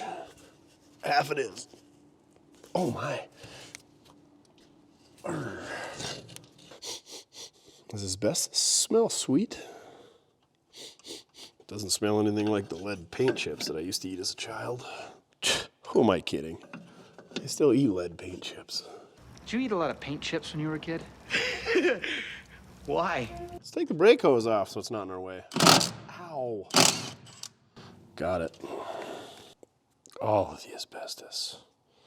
It's pretty neat. It's got fluid in it though. I could probably save that if you wanted to. Save, salvage, rebuild, I don't know. I'm sure these new Dormans from China are a quality piece. Good enough for Barrett Johnson. I'm gonna peek in there just to make sure that they're assembled properly because we have had some issues with wheel cylinders in the past. And yeah, they can be put together wrong.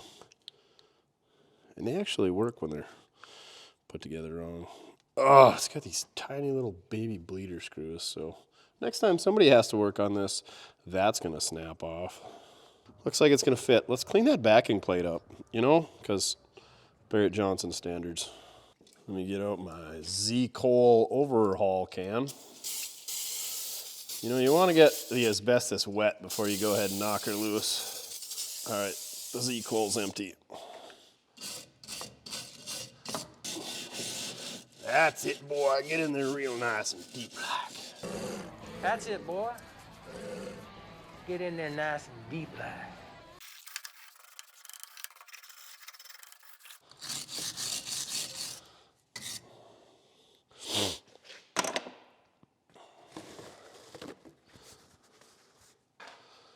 Good as new. Swipe the crud off the spindle. That way, when we put our bearings on, they don't get crud in them. Wipe off the sealing surface on the spindle for our wheel seals. That thing runs for a gazillion miles. Doesn't chew that up. Leak all of our wheel bearing grease out when we're doing 220 miles an hour. Turning left on the old Daytona super speedway. Good enough to go back together. All right, let's compare these shoes. We got a short and a long, usually. I don't know. These aren't exactly the same, and usually they aren't exactly the same. They're a little bit different. So the short one goes in the front, and the way I remember that is the short kids stand in the front of the school pictures. So this is gonna be the front. So I got it backwards. These were getting worn down. They're a little thin, so good time to replace them. Does look like they're bonded instead of riveted, so they're probably replacements. I didn't buy hardware kits, so we got to reuse the springs, but I did buy adjusters. So I'm gonna take that spring off, hook it up the exact same way that we took it off of there. Now, can we save this adjuster? Oh yeah, that thing's perfectly good. We're throwing those other ones back on the shelf because we can. We'll use them somewhere else. These ones are golden. Don't even need to clean them up. Screw them tight so that we got plenty of room to slide our resurfaced drum on there when we get to that point.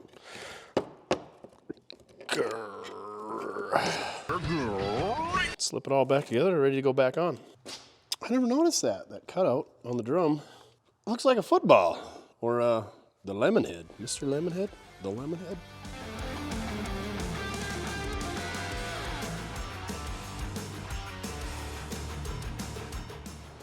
Ready for a brake drum. All right, press time. Let's press out some wheel studs. Ooh, the old drum is flexing. You don't want that. Do we need to put something on the backside? Let's give her a little more. Guess we better support the back of the hub. Maybe it's just that one. Yeah, right.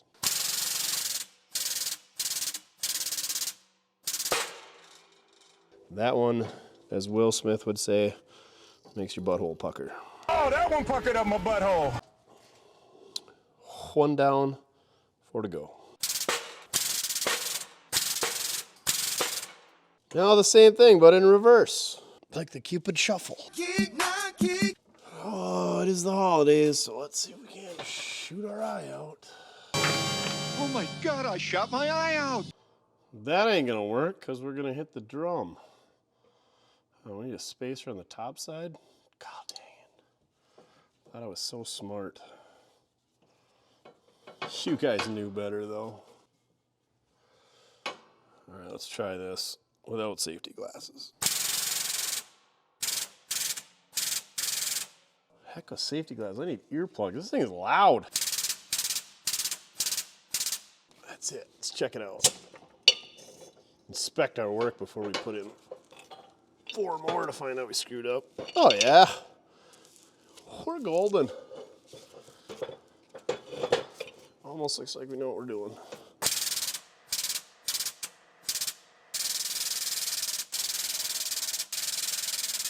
And there you go. One left-hand stud delete complete. Got the new studs pressed in the left-hand axle, so we got right-hand thread. Now, these bearings are a sealed bearing. Well, the bearing isn't sealed, but we got to grease these axle bearings. I'll show you why. No, not because they'll go out. Well, yes, because they'll go out. But why is that, Duff? Because they don't run in differential lube like most bearings. There's a seal right there, and that keeps the differential grease, the 80-90, from getting out to the bearing. So you got to pack that bearing full of grease. But let's stick a new seal in there while we're at it. It was a little greasy on this side. I'll show you how we do that. So we're going to take our drill and drill a tiny little hole in there so we can thread our slide hammer in. Got this screw adapter for our slide hammer. You thread that into our hole we just made.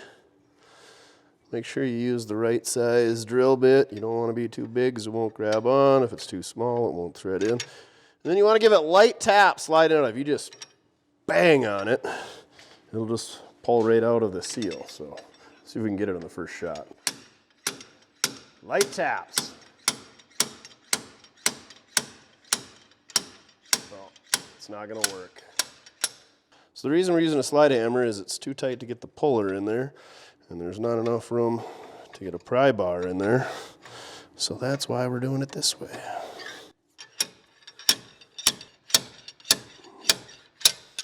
Somebody's definitely going to comment, hey, just knock it out from the other side. Well, you can't because the differential, the center section's in the way, and you can't get a bar through it.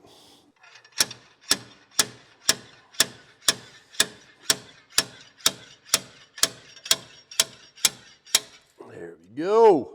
Just like so. So we grab a blue shop towel, get all our metal shavings and other dirt and debris and old grease out of there before we slide our new one in. Only do this one at a time so you can go look at the other side for reference for how far you got to slide it in and other things such as that. Then you grab your new WS 8695 wheel seal, and we're going to pack that full of grease because otherwise that metal spring likes to come shooting out of there once you get it pounded in there, and you can't fish your fingers in there, put that back in place. Don't ask me how I know. Yes, there's a bumper sticker available at mortske.com that says that. So the grease will keep that seal from sliding out of there when we bash that thing in there with our seal driver.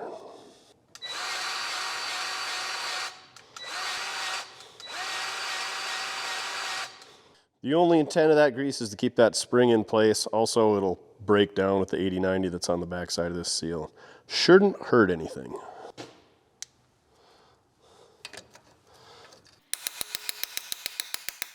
Pound it all the way in until it stops. And that is a long ways in there. There you go. Spring didn't shoot out. Ready to slide our axle in, put it all back together. So it turns out that grease nipple don't work. You got to get one of these. It's a little bit more pointy and smaller in diameter. I could not find mine, so I got new ones on order. I had to borrow this one from Mo. So anyway, let's see if this works. Of course it leaks right around. That's why you get the actual like adapter fitting instead of just pushing a grease zerk in there, because it leaks out around it. Son of a... So how are we going to get this to work? We're finally making progress. I put a new tip on my grease gun, just the tip, and it seems to be working now. I didn't think that one was that old and worn out. Tech tip of the day, get good tips. John Deere seemed to have the best ones back in the day. I don't know who does anymore, but you want a good seal on your zerk. Now we just go in and grease every roller and good to go.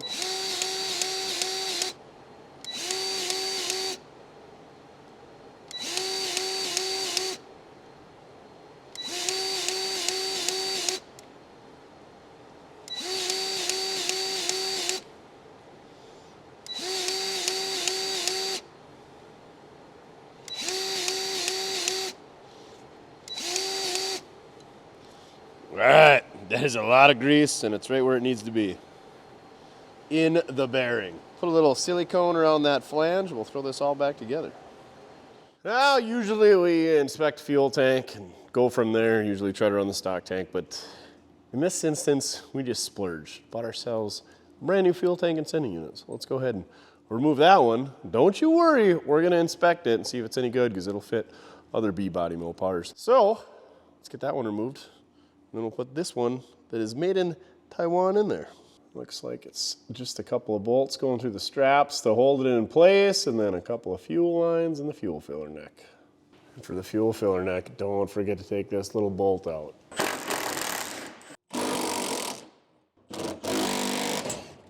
Ah, son of a biscuit. We snapped the J-hook bolt off.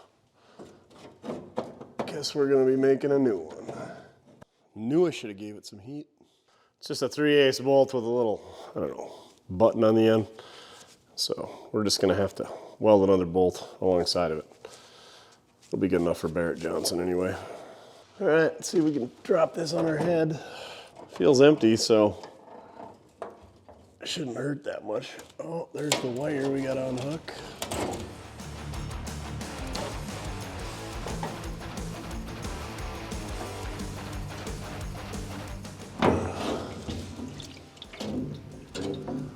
All right, what's the deal here?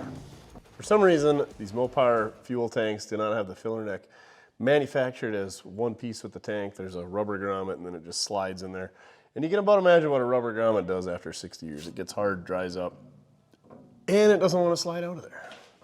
And the bad part is we gotta salvage that grommet so that we can reuse it. You know why?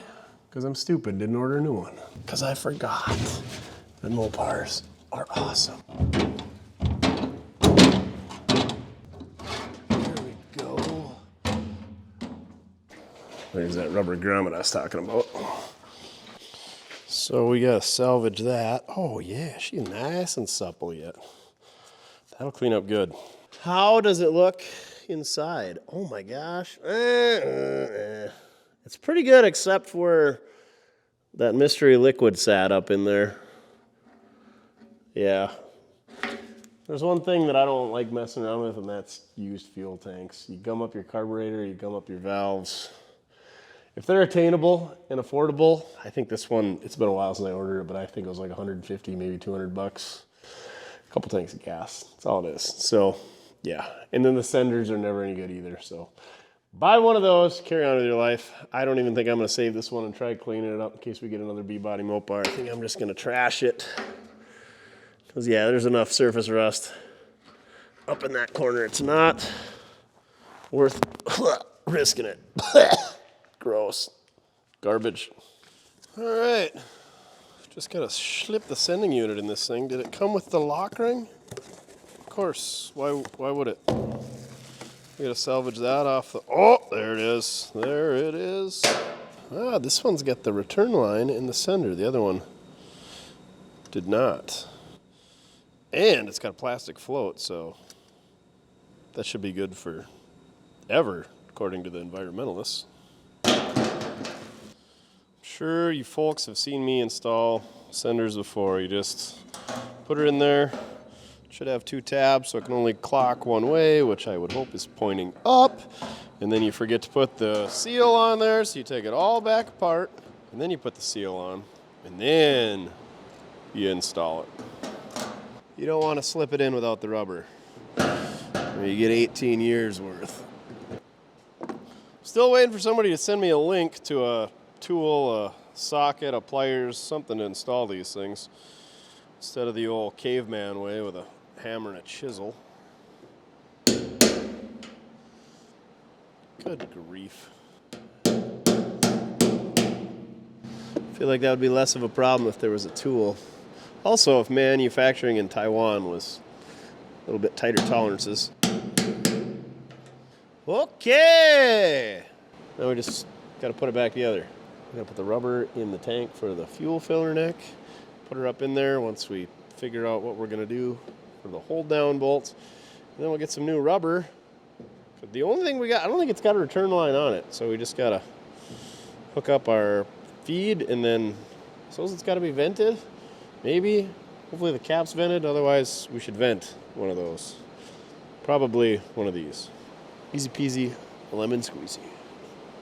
So here is the bolt that we snapped off. I know you can buy a new one, but I don't want to wait, and that costs money. So what we're going to do is modify it. I got a threaded rod here. Well, it's a carriage bolt, but I could bend this thing in a 90, but that's just going to snap off. I know from experience. So what we're going to do is we're going to cut this off a little bit shorter. Got ourselves a little 3/8 sleeve here, and we're going to slide that up there. We're going to cut this off, slide it in there, and weld it on. And I measured it, and it's got to be about 4 1/4 inches long. So that's what we're going to aim for in the end. And I could have probably resolved this whole issue if I would have heated that nut up. I did put some squirrel piss on it, and that didn't help. But anyway, we're going to clean this up. We're going to cut that off, clean that up, cut that off, slide them together. A bada bing, a bada boom.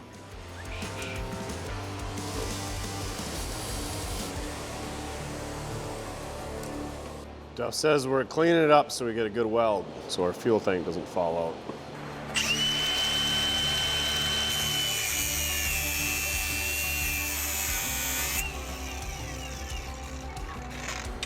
Pew!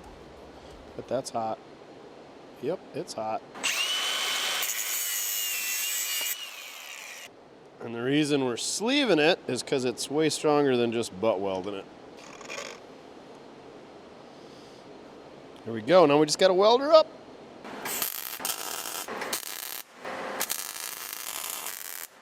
So there's one more thing you gotta do on these 8 3/4 rear ends. You gotta set the backlash, which is done by taking the passenger side axle here, and then there's a jam nut in there, and you go ahead and tighten that jam nut until you get 13 thousandths of backlash, which is determined by our dial indicator here. And then there's a retainer that uses one of the bolts that clamp the axle in place, and you put that retainer on there. It keeps the jam nut from spinning, and bada bing, bada boom, you get your backlash set on your 8 3/4.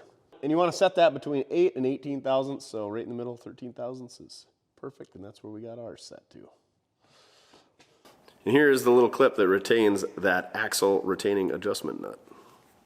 So I've been unable to locate the keys for this car, but the neat thing about Chrysler products, and probably other products, is you can take the lock cylinders, and there's a number on it or a letter, and you could call a locksmith, and they can make you matching keys. So I don't know what's in the trunk. Maybe there's a set of keys in there. The back seat is already halfway out. Let's take the back seat out. Let's see if I can't get in the trunk, unbolt the latch, get the trunk open, and then we can get that lock cylinder, because I believe there's 2 separate sets of keys needed. One for the trunk, and then one for the ignition switch and doors. You'd think the trunk and the doors would be the same, but let's see if we can get the trunk open. Hopefully we'll not find any surprises unless they're good ones. You know, somebody really small would be good at going in there and doing it. Oh, these terrible seats are installed backwards. This is the passenger seat. Oh no, is this gonna fit out? It's got to. Oh yeah, oh yeah. Ew. It's ewy Duff. All right, back window, you gonna roll down? Oh, with your sticky, nasty knob. There we go.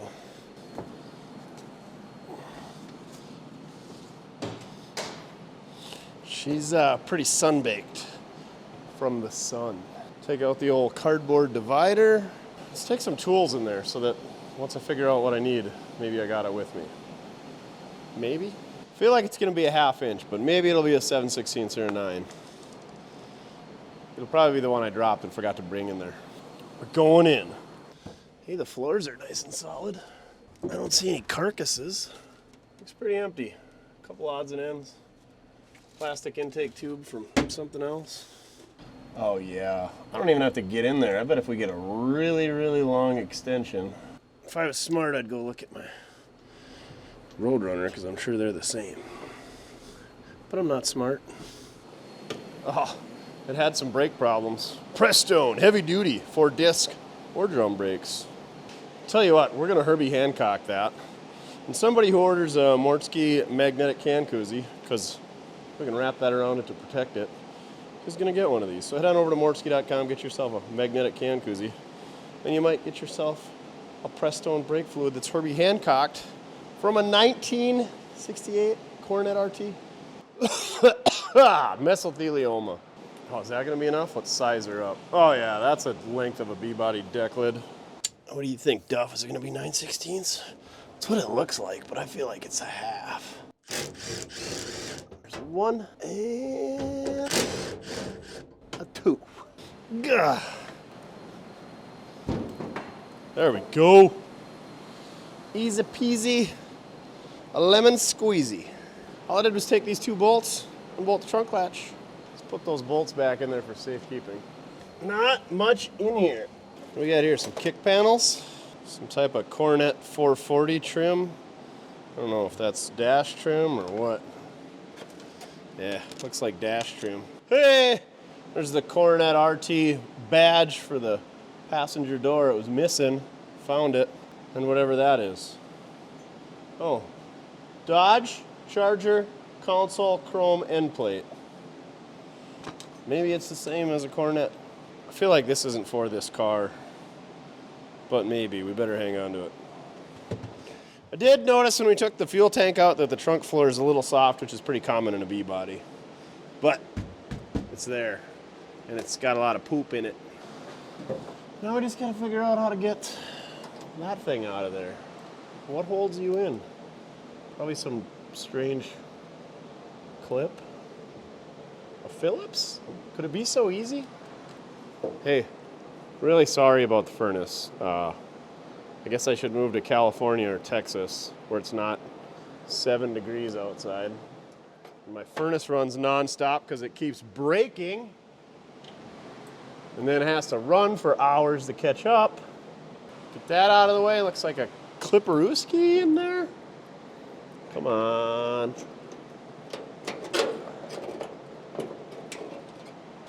And there's the Clipperooski. Now it just pops right out, right? Oh yeah. There we go. Come on, Meow. Hurry up, Meow.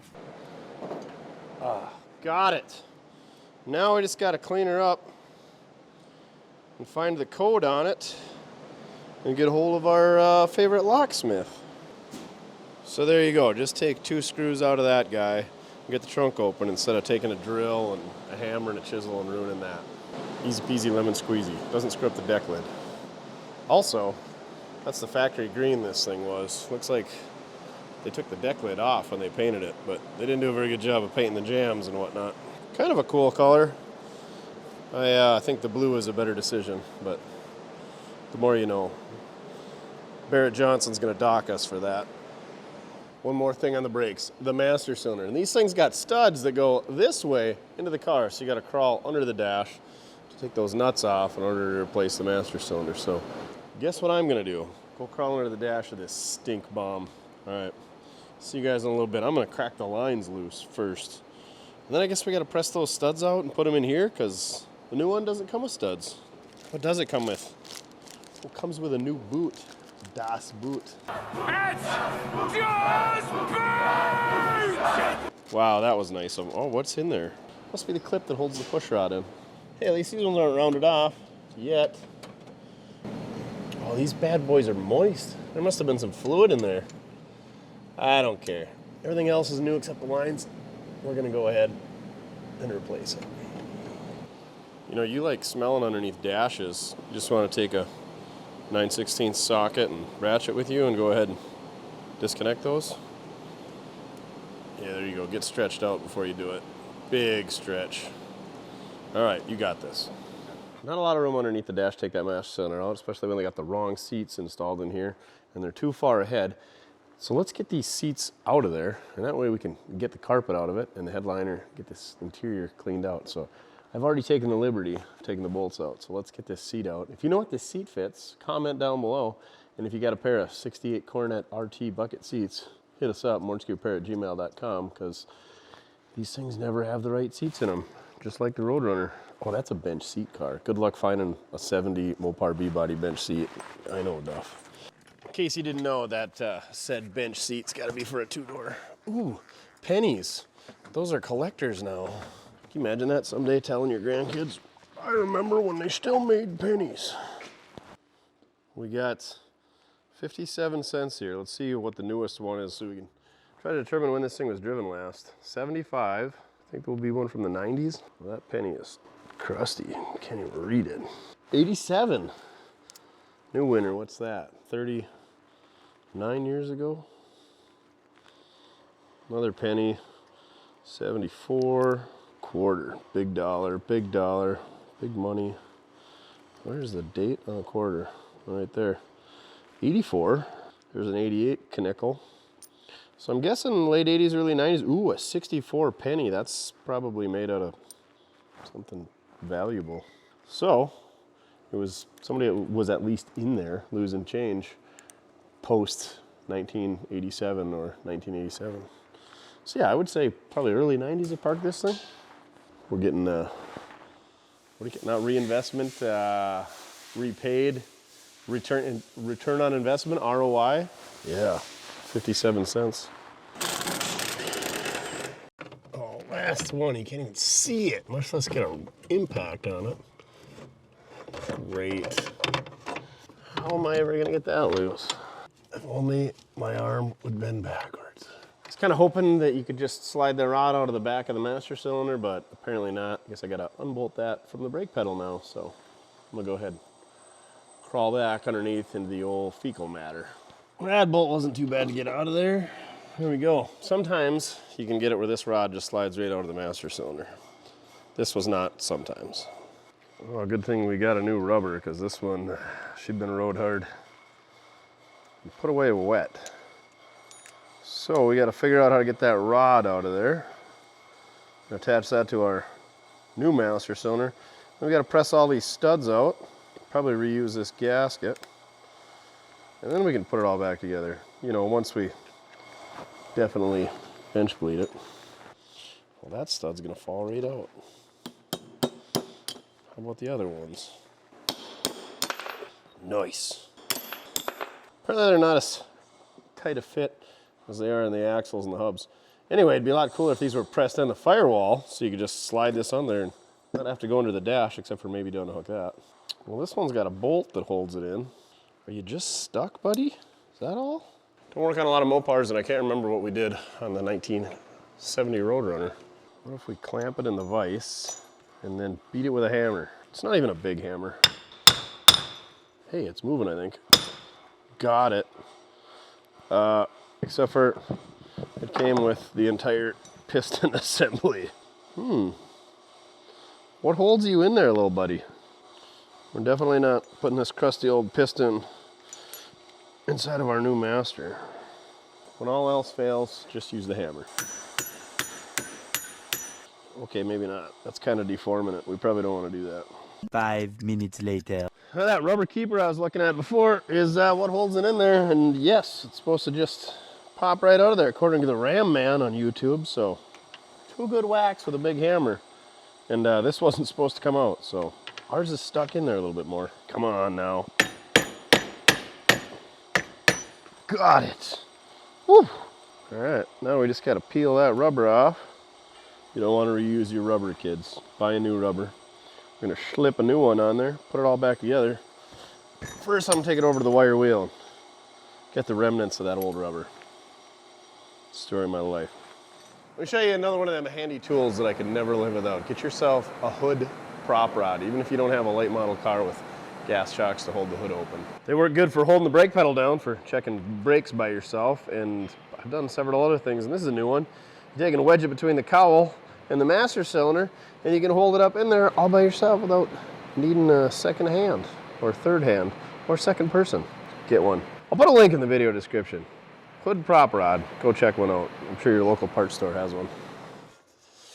Look at this, freshly turned brake drum, courtesy of Mojo and our Amco brake lathe. Now let's fit that sucker up. Ugh. Got this handy dandy tool. We just set that to the diameter that our brake drum is. And you can see, looks like you gotta move her out about 3/8 of an inch.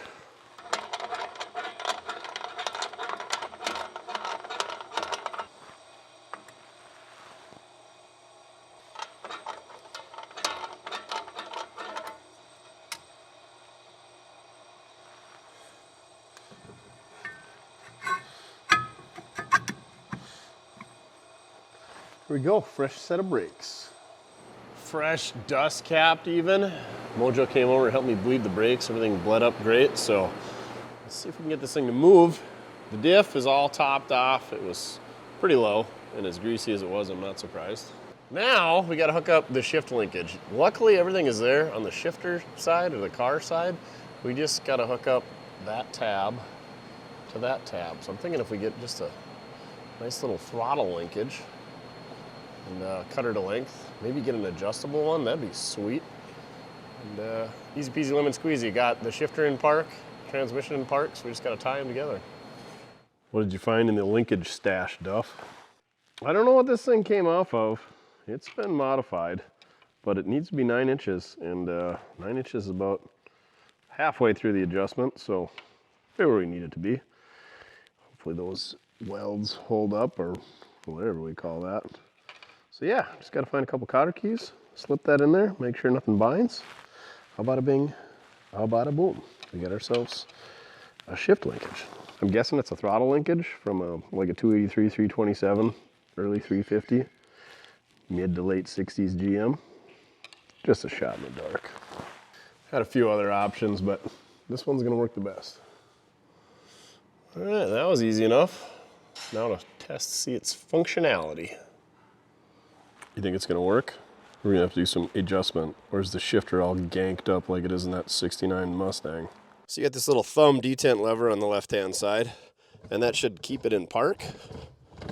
Anyway, here we go. Reverse, neutral, push the button in, drive. Well, we got drive, no low or second. There's park. Reverse, neutral, push the button, drive. I think we're gonna have to take it apart and clean it up inside there to get second and low. Something ain't working. And then if I don't push the button, it should just go neutral. Oh, it does hit reverse.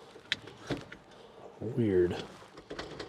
Anyway, this console's got to come out in order to get the carpet out and put new carpet in if we ever get to that point. But we got park, reverse, neutral, drive. So that's basically all we need. Low would be nice for burnouts. Did someone say burnouts?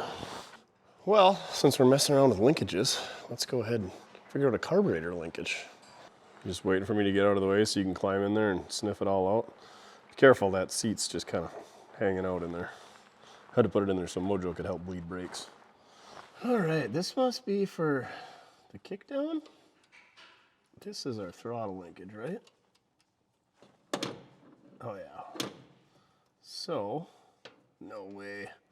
If we just put a pin, hopefully Mojo's got his toes after that one. All 7 he showed up to work with. So somehow we gotta tie that to that. I'm guessing Edelbrock wants to sell you an adapter. We can't pull it back to where it needs to be because we're gonna be idling at like 2200 RPM.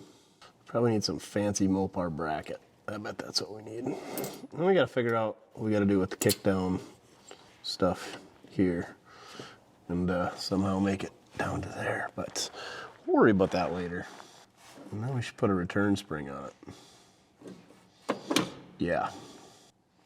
Oh, can we just loosen this? Slide it ahead? Oh, wouldn't that be glorious? Let's see what happens. Oh, yeah. Frickin' snap off. God dang it. Now we got ourselves a debacle, kids. Cheese and rice. Well, guess we gotta fix that now. So, without that there, is it long enough? Absolutely. What if we just move that ahead? Put a new bolt in there. Easy peasy lemon squeezy. Could we be so lucky? Let's try it. Let's see if I can find a pin to put through that. Look what I found in my stash. It's an Edelbrock part number 1481. And that bolts on there. So how I figured this out is I went on the internet and Googled Edelbrock Chrysler throttle linkage adapter. And it showed a picture of this, and then I went and dug through my stash of adapters, and there it was. And that's where I got the part number and everything, and it didn't cost me nothing. Except for probably what I paid for whatever this came on. That's why you don't throw nothing away. As long as you know where it's at. It sucks that you gotta buy these adapters, but it really makes your life a lot easier because when your throttle linkage doesn't work or it binds up, that's a bad day. Oh, I bet the other side of this pin is for the kickdown. Sweet. We're one step closer. Now I wish I hadn't snapped that stud off. Now we gotta get this busted stud out of the way and drill it out, put a new bolt in there. So let's do that. Oh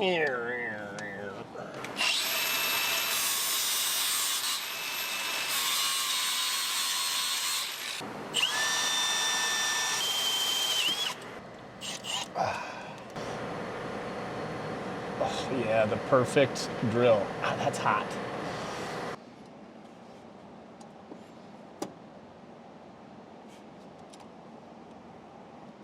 snug that up. That, I guess, is how you adjust the throttle linkage or cable on a Mopar. As you slide it in and out there.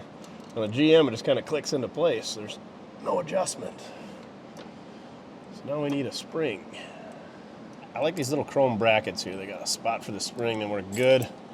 They're kind of obnoxious, but they're not terrible. And they're a lot cheaper than making, well, I don't know that they're cheaper, but we don't have time to make something. We gotta crank a video out every week, so I bought a bunch of these. And it works way better than hooking it around a bolt or hooking it around the back of your alternator or a hose clamp. Or you guys have seen all the terribleness. You probably got something on your car right now. So now we gotta find a spring to go from there to there. Springs are kind of a fine line too. You don't want one that's too stiff. And you don't want one that's stiff enough to pull it all the way to return. Oh, did we get it on the first shot? Let it back slow. Doesn't go all the way. Well, what if we put this one inside of that one? Yeah. Double down. There we go.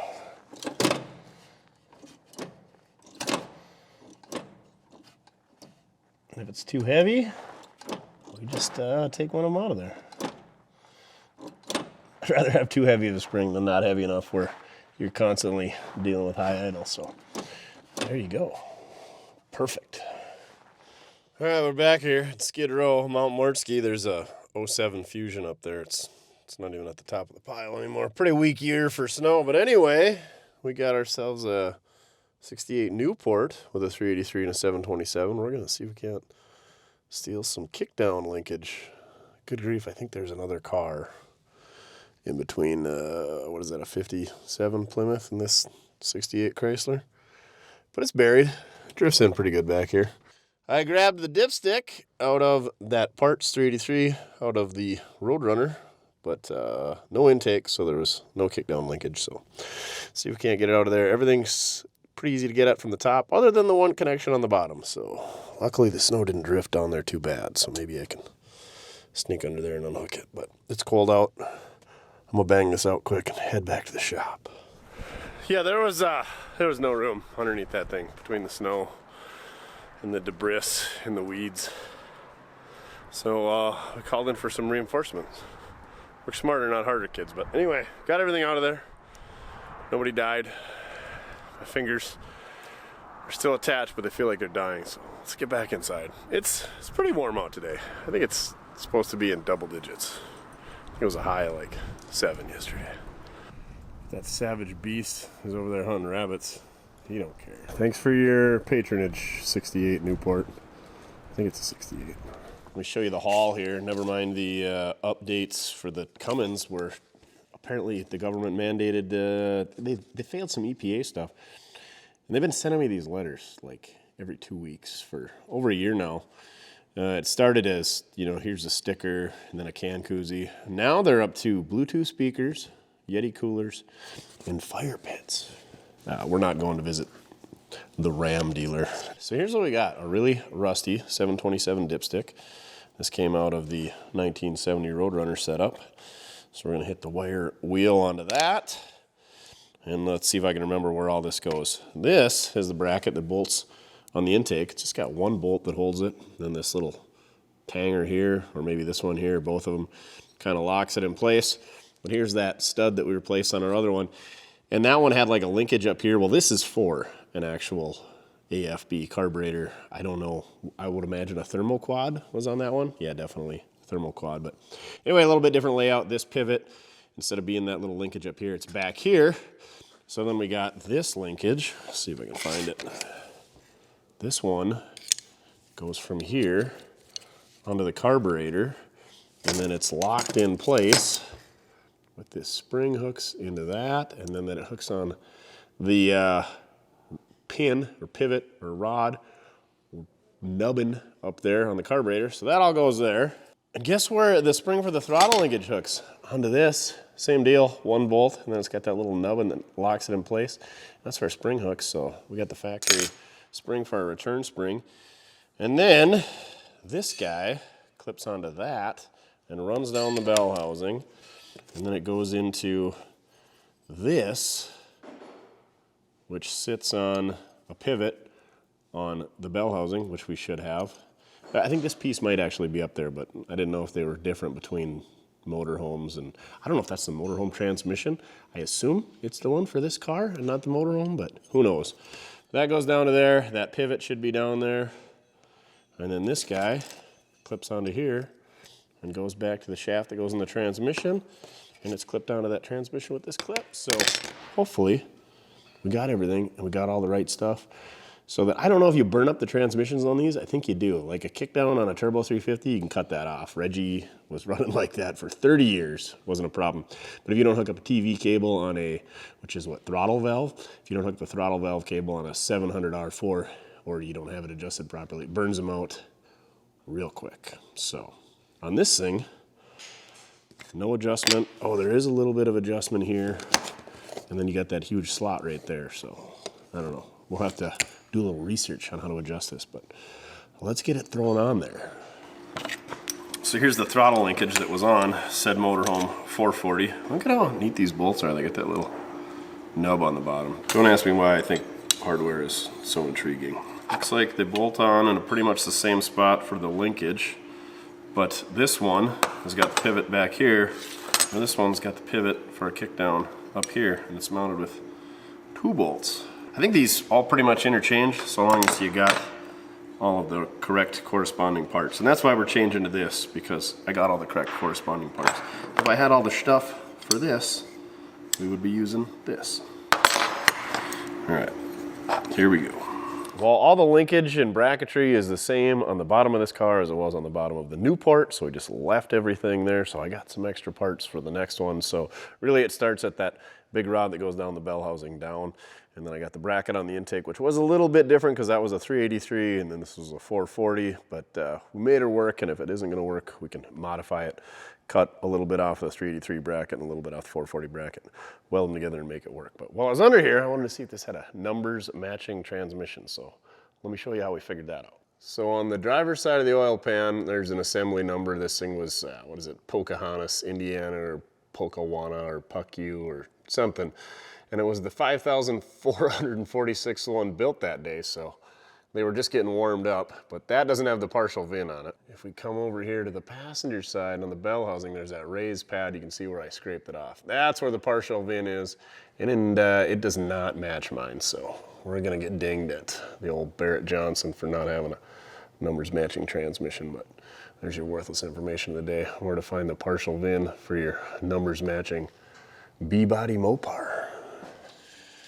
There you go, isn't she lovely? We got our correct spring mount on there. That spring's got a lot of tension, it seems like, but it does what it needs to do. Here's where your adjustment kind of comes in, I guess, from watching a video on the internet, so it's gotta be right, it's on the internet.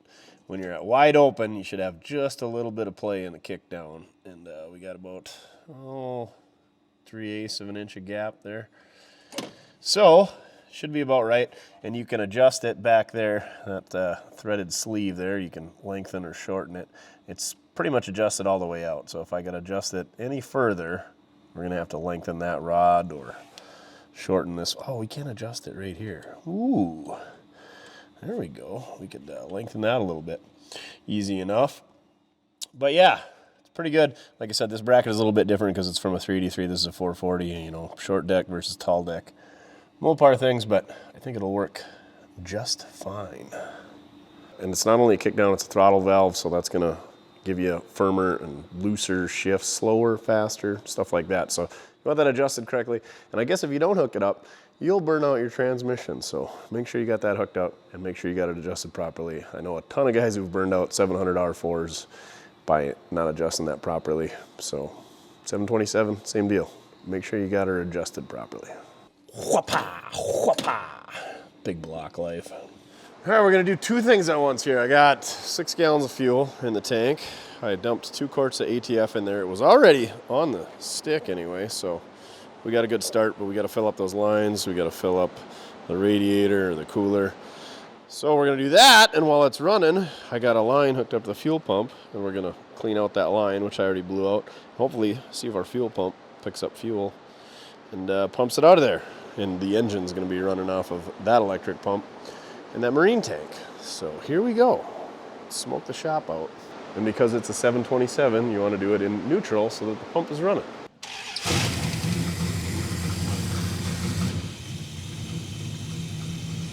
Fired right up. Couldn't have anything to do with all the times that we flipped the throttle trying to get the kickdown to work. We're not picking up any fuel yet. No leaks of fuel or ATF, so hopefully we get some fuel coming here shortly. Maybe we'll put some air in the tank, try to blast it out that way. Or maybe we got a fuel pump that don't work, or a lobe that's missing off a camshaft. The axles are definitely turning though, it's in gear. Well, one side says it's full, the other side doesn't.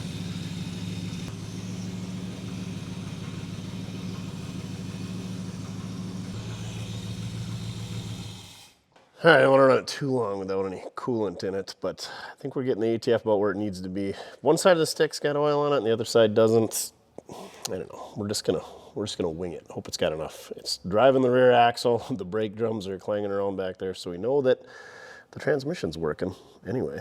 So, all right, let's take a break. Let the shop unsmoke, and we'll be back after a bit. I guess we're gonna have to blow some air in the fuel tank and maybe prime the fuel pump. Hopefully that works. Otherwise, we got another issue. Either a bad fuel pump or plugged up line or something. Blew through it, so should be open. No go on the mechanical fuel pump, so I got a new one on order. I did hook an electric pump up, and that pumps fuel up here, so we know we're getting fuel. It's the fuel pump, unfortunately. Dang it. I kind of wanted to drive this thing, which I guess we can either just leave the fuel tank sitting on the fender, or we could put an inline electric pump. Gross. That doesn't sound like any fun, does it? That's probably what we're gonna have to do. Have you ever said how much I hate electric fuel pumps? Yeah, I hate them more than electric fans. All right, I'll figure a way to plumb one of these in to the tank back there and, you know, hook it up to the coil so that it only runs when you got power to the coil. You know, the usual. Here we go. You get that fuel pump working? Yeah, you did. Good boy. While Duff was working on the electric fuel pump, I went ahead and got rid of the old heavy-duty shocks that are no longer on duty and replaced them with some KYBs, fine product of Malaysia. I also took the bolts out of the passenger seat so we can get that fished out of there and maybe get some carpet and headliner out of there and make it a little less disgusting.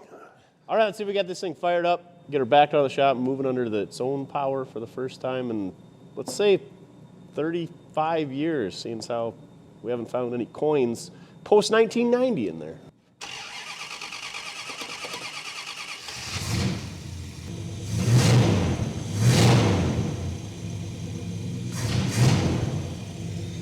Oh, I love the headliner dangling in my mustache. All right, let's see if it moves and stops. Oh, brakes work. You got any mirrors? Not that I can see out of.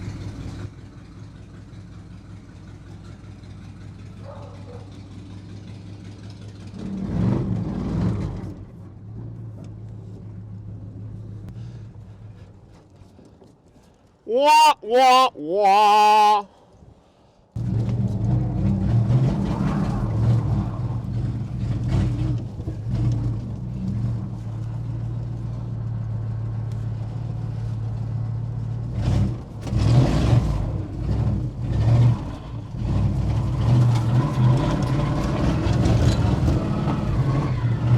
Oh, the old Grip Max Classics really love the ice.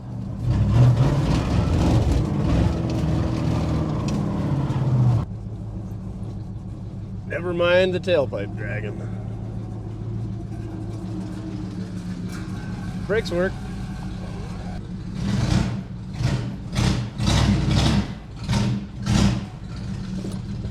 Pushes through them, too much power.